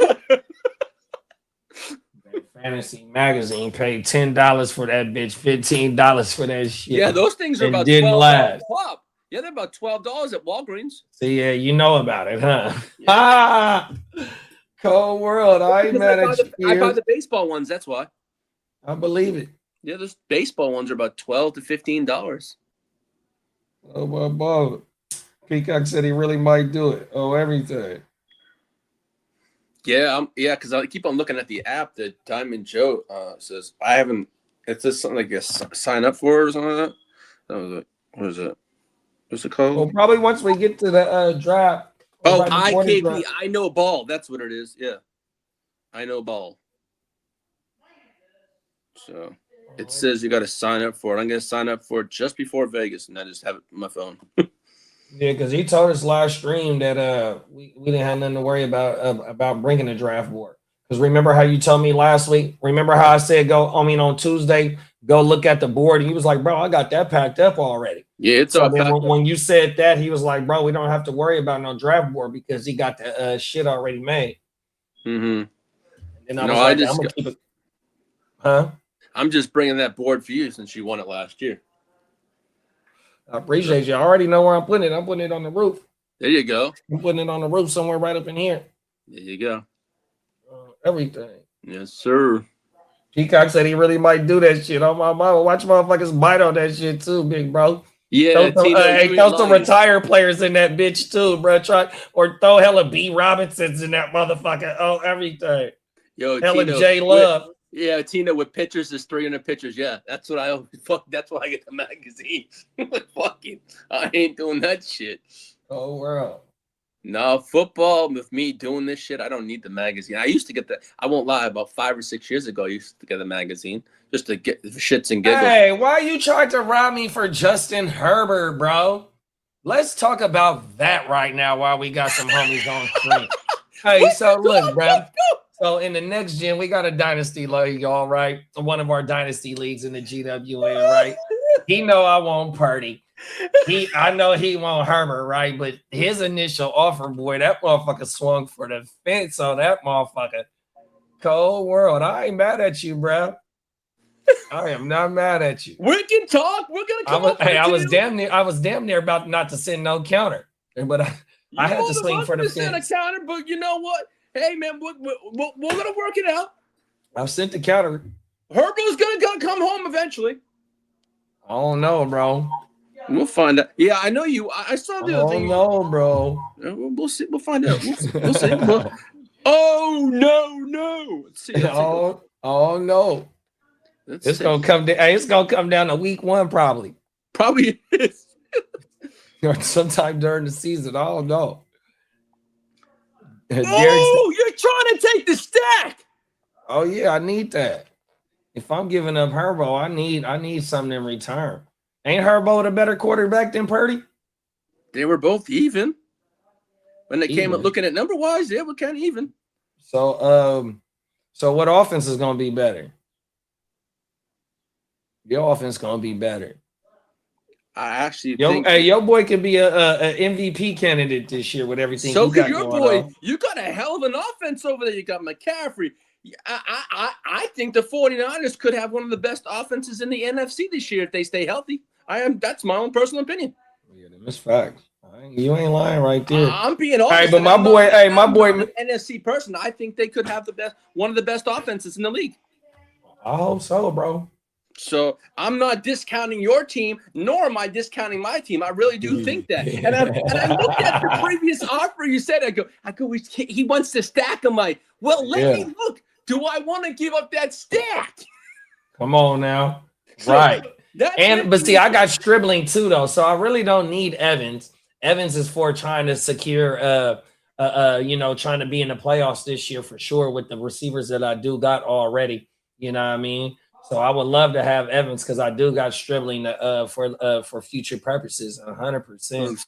Let's see what the Guchinni's got over there. Let's see what that got. Oh, Derek said, if Peacock do that, Adam will take one of the fake notes. Go world. Fishing. We're going to call that fishing. You know what I mean? We're going to leave the bait out there. Let's see who takes the bait. And it's going to be all live on camera, too. Bless you. It's going to be all live on camera, too, bro. On everything. Hey, is Pittman up there? I like Pittman. Yeah, but see, Pittman a little bit younger than Mike Evans, so it's going to cost a little bit, too. That. I'm looking at that team. But Pittman can go. I sent Jalen Naylor. You can take out Jalen Naylor and put Pittman in here. But we're going to have to, add some more parameters to the deal, though. We'll figure it out. We got time. We're going to figure this out. As you said, we got till week 1. Come on. Cold world out here in these fantasy football streets, y'all. I'm talking to the fucking fella, the fucking champ. This shit's fucking. I'm not giving up the fucking. Hey, I ain't the champ in that league. That's Gang Green. But you are the champ. I'm still speaking to a champ. That's the problem. West Side.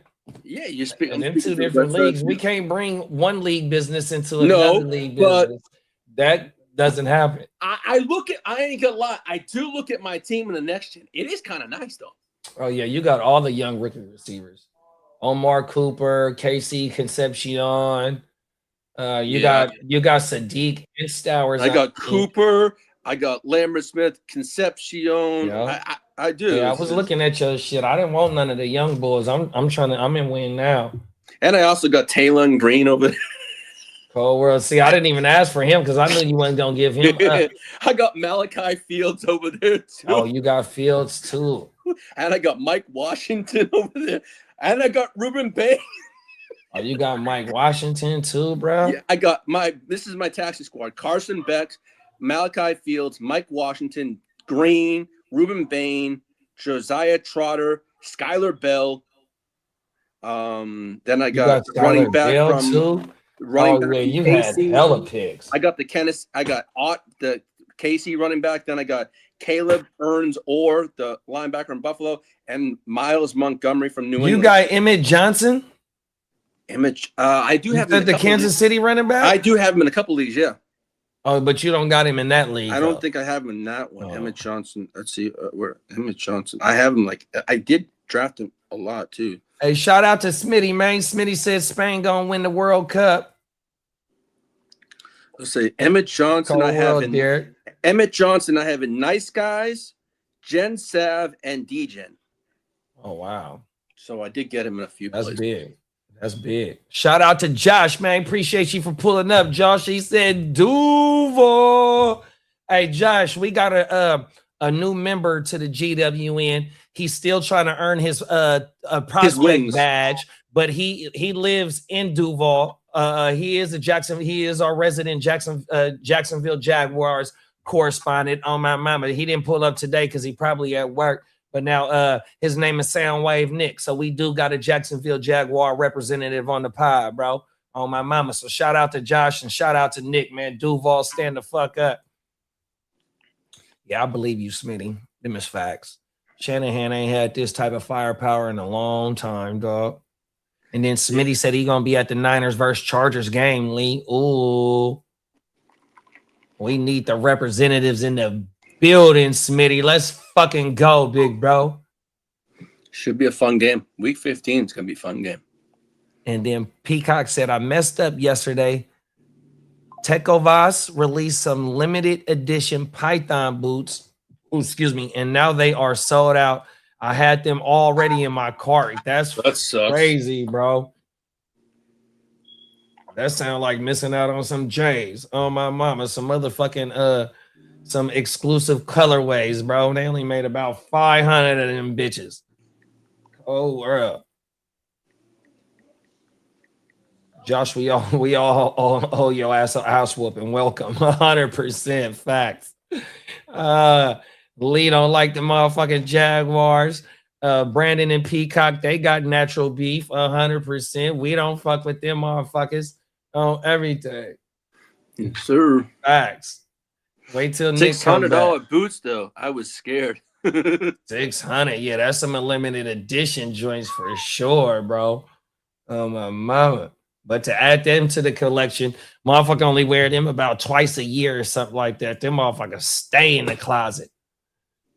No, Bogey, I said that. I think 49ers could be one of the best offenses in the NFC if healthy. Facts. I mean, look what they did last year. They was barely stoppable last year, and you they gotta had get Nick no Bosa passing back. game. You gotta get Greenlaw back. It's not like you're not gonna have a lot of people back. So staying healthy, just like I said to the Chargers, if they stay healthy, a lot of things are possible. It's about health, but the 49ers, man, that if you stay healthy, that is a legit team.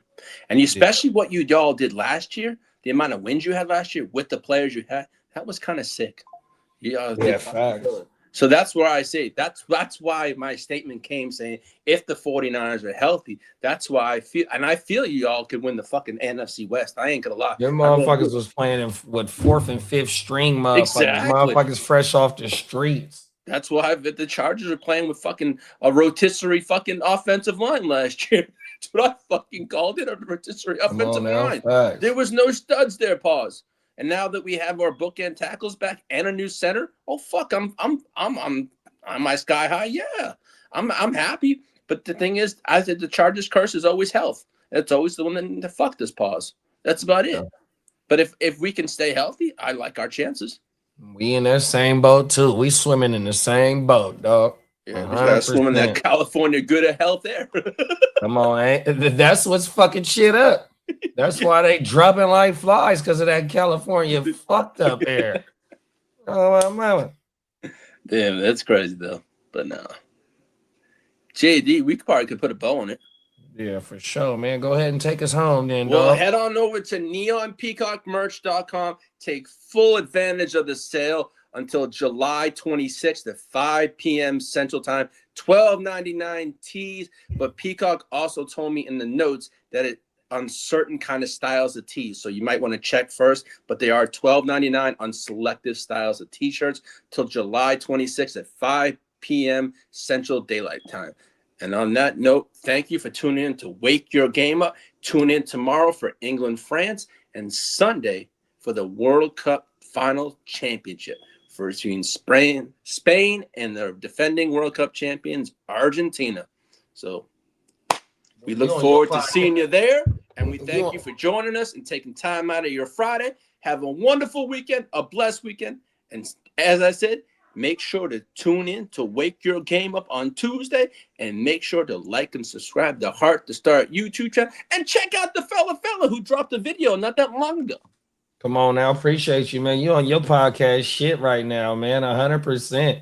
Oh my mama, shout out to everybody. I don't need notes because I see the notes from Peacocks, the dates and shit. So I'm just gotta run that by. Come on now, them facts, bro. Oh my mama, we appreciate y'all for taking some time out your fucking beautiful ass Friday. Happy Friday once again to everybody. Everybody that's new in the chat, wherever you found us at, please throw a thumb up where you watching us at. And if you're rocking with the content, go ahead and subscribe. And if you do subscribe, bro, you're automatically entered to win the autographed Jackson Smith and Jigma helmet. In the description, the rules is there, bro. 100%. We'll go ahead and throw the commercial up before we leave. And don't forget the 23rd. there's going to be over on the Bolt Blitz Uncut, a 12-hour marathon. There's going to be several guests from ESPN personalities, former NFL players, and other people. They're also going to, I text Bakes this morning, Amy Trask, who was the former CEO of the Las Vegas Raiders, is going to be on the show as a guest. I know that. And along with two wonderful closers who I work with, JD and Bogey, are going to close out the show from 9 to 10 over on the Bolt Blitz Uncut. I'll open it up with Booga Peters, but I know the fella and Bogey are going to close it out. And I will put up information on socials, and I will hear next Tuesday. I'll mention it also. Come on now. You got anything, Gang Green? He's thinking food.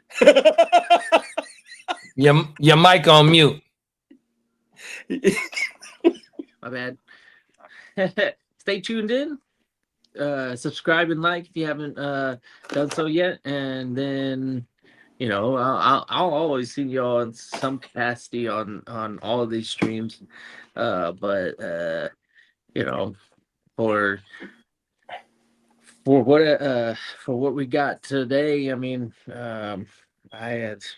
you'll just catch me here. I don't got nowhere. You can't catch me nowhere else. Yeah, you will on the grill. You'll catch Kitteh on the grill. You can only catch me here on the GW and the Hard to Start. Come on now. We in the building, man. 100%, man. Y'all have a good weekend, man. And if y'all witnessing history, come witness history with us tomorrow and on Sunday, man. We'll see y'all in a minute, man. Y'all stay safe. Stay blessed. Peace. What's good, gang? It's the Guchinni representing the Hard to Start podcast, tapping in to remind y'all that coming this August 20th of 2026, the second annual GWN, the Westside League live draft weekend will be popping off. Man, you will see all the cast of characters that you see live on the GWN every day. You'll see a lot of people that's in the chat every day on the stream, and then you'll see some of your favorite content creators that you've seen us make content with in this conglomerate that we call the GWN 100%. So what you need to do is go ahead and like and subscribe wherever you found us at, and if you screenshot that you subscribe, we are giving away multiple giveaways during the live draft. 100%. We will be running our regular scheduling program. Thursday night will be Playmakers. Friday morning will be WYGU. And then later on that Friday will be the live Westside League second annual draft. And during the draft, we will have multiple giveaways like this right here. This autographed mini helmet of Jackson Smith and Jigba Super Bowl helmet. You're over at the GWN in the Hard to Start.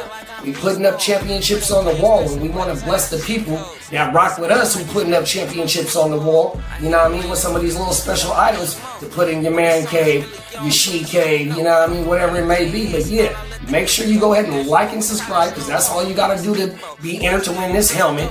Click that bell, and then tune in to the second annual GWN live Westside Fantasy Football Draft Weekend. 100%. Peace. Shout out everybody that got ran over in my way. Feel low and I'm mad sober flipping way. Send them things down the interstate.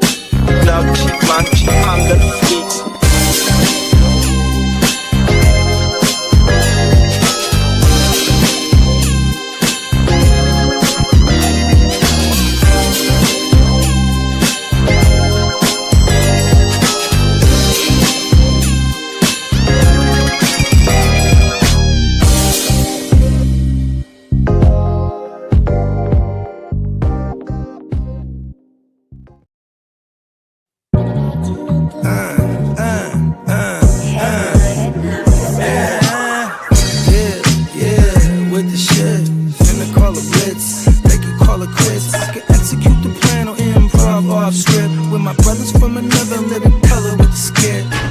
Yeah, with the shit. Finna call it blitz, make you call it quits. I can execute the plan on improv off script with my brothers from another living color with the skit. Yeah, you know the squad I'm bumming with. Try to run with the rock and you fumbled it. Finna spin the block in the mothership. Rock like Woodstock, big stock, smother shit. Word to Uncle Sam, we tax like the government. Still in the game till the day I'm in love with it. You are now rocking with the most coveted. Unapologetic, let you know who you fucking with. What's the use? I got the juice. Tapping head tops like Duck, Duck, Goose. Slide off smooth in a coupe, no roof. Rocking sheep's clothing, I'm the big bad wolf. Double up, we gon' double down and double that. If I feel him double crossed, I'ma double back. That's a couple $100 large in a duffel bag. Blitzkrieg, somebody gon' end up a pack. Yeah, with the shit. Finna call a blitz, make you call it quits. I can execute the plan on improv off script with my brothers from another living color with the skit. Yeah, with the shit. Finna call a blitz, make you call it quits. I can execute the plan on improv off script with my brothers from another living color with the skit. Yeah, you half steppers can't fuck with this. I'm with the big steppers and we stumping shit. Ice grill, you can feel the momentum shift. Alpha and the Omega, I'm the Genesis. Real savage, go getter. Yeah, I'm getting it. School of hard knock, I'm the mascot, flipping shit.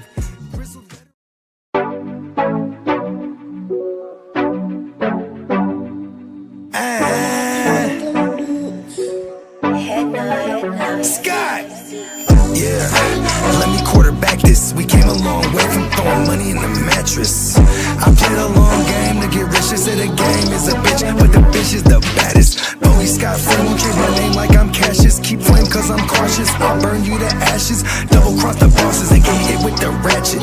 Can't fuck with suckers, that shit is contagious. Count 100,000 blowing clouds, hella anxious. Maybe a doctor, but I ain't got no patience. All top shotters on my roster, they gon' race shit. Transform weight, cross states in my spaceship. Sky free, but I ain't none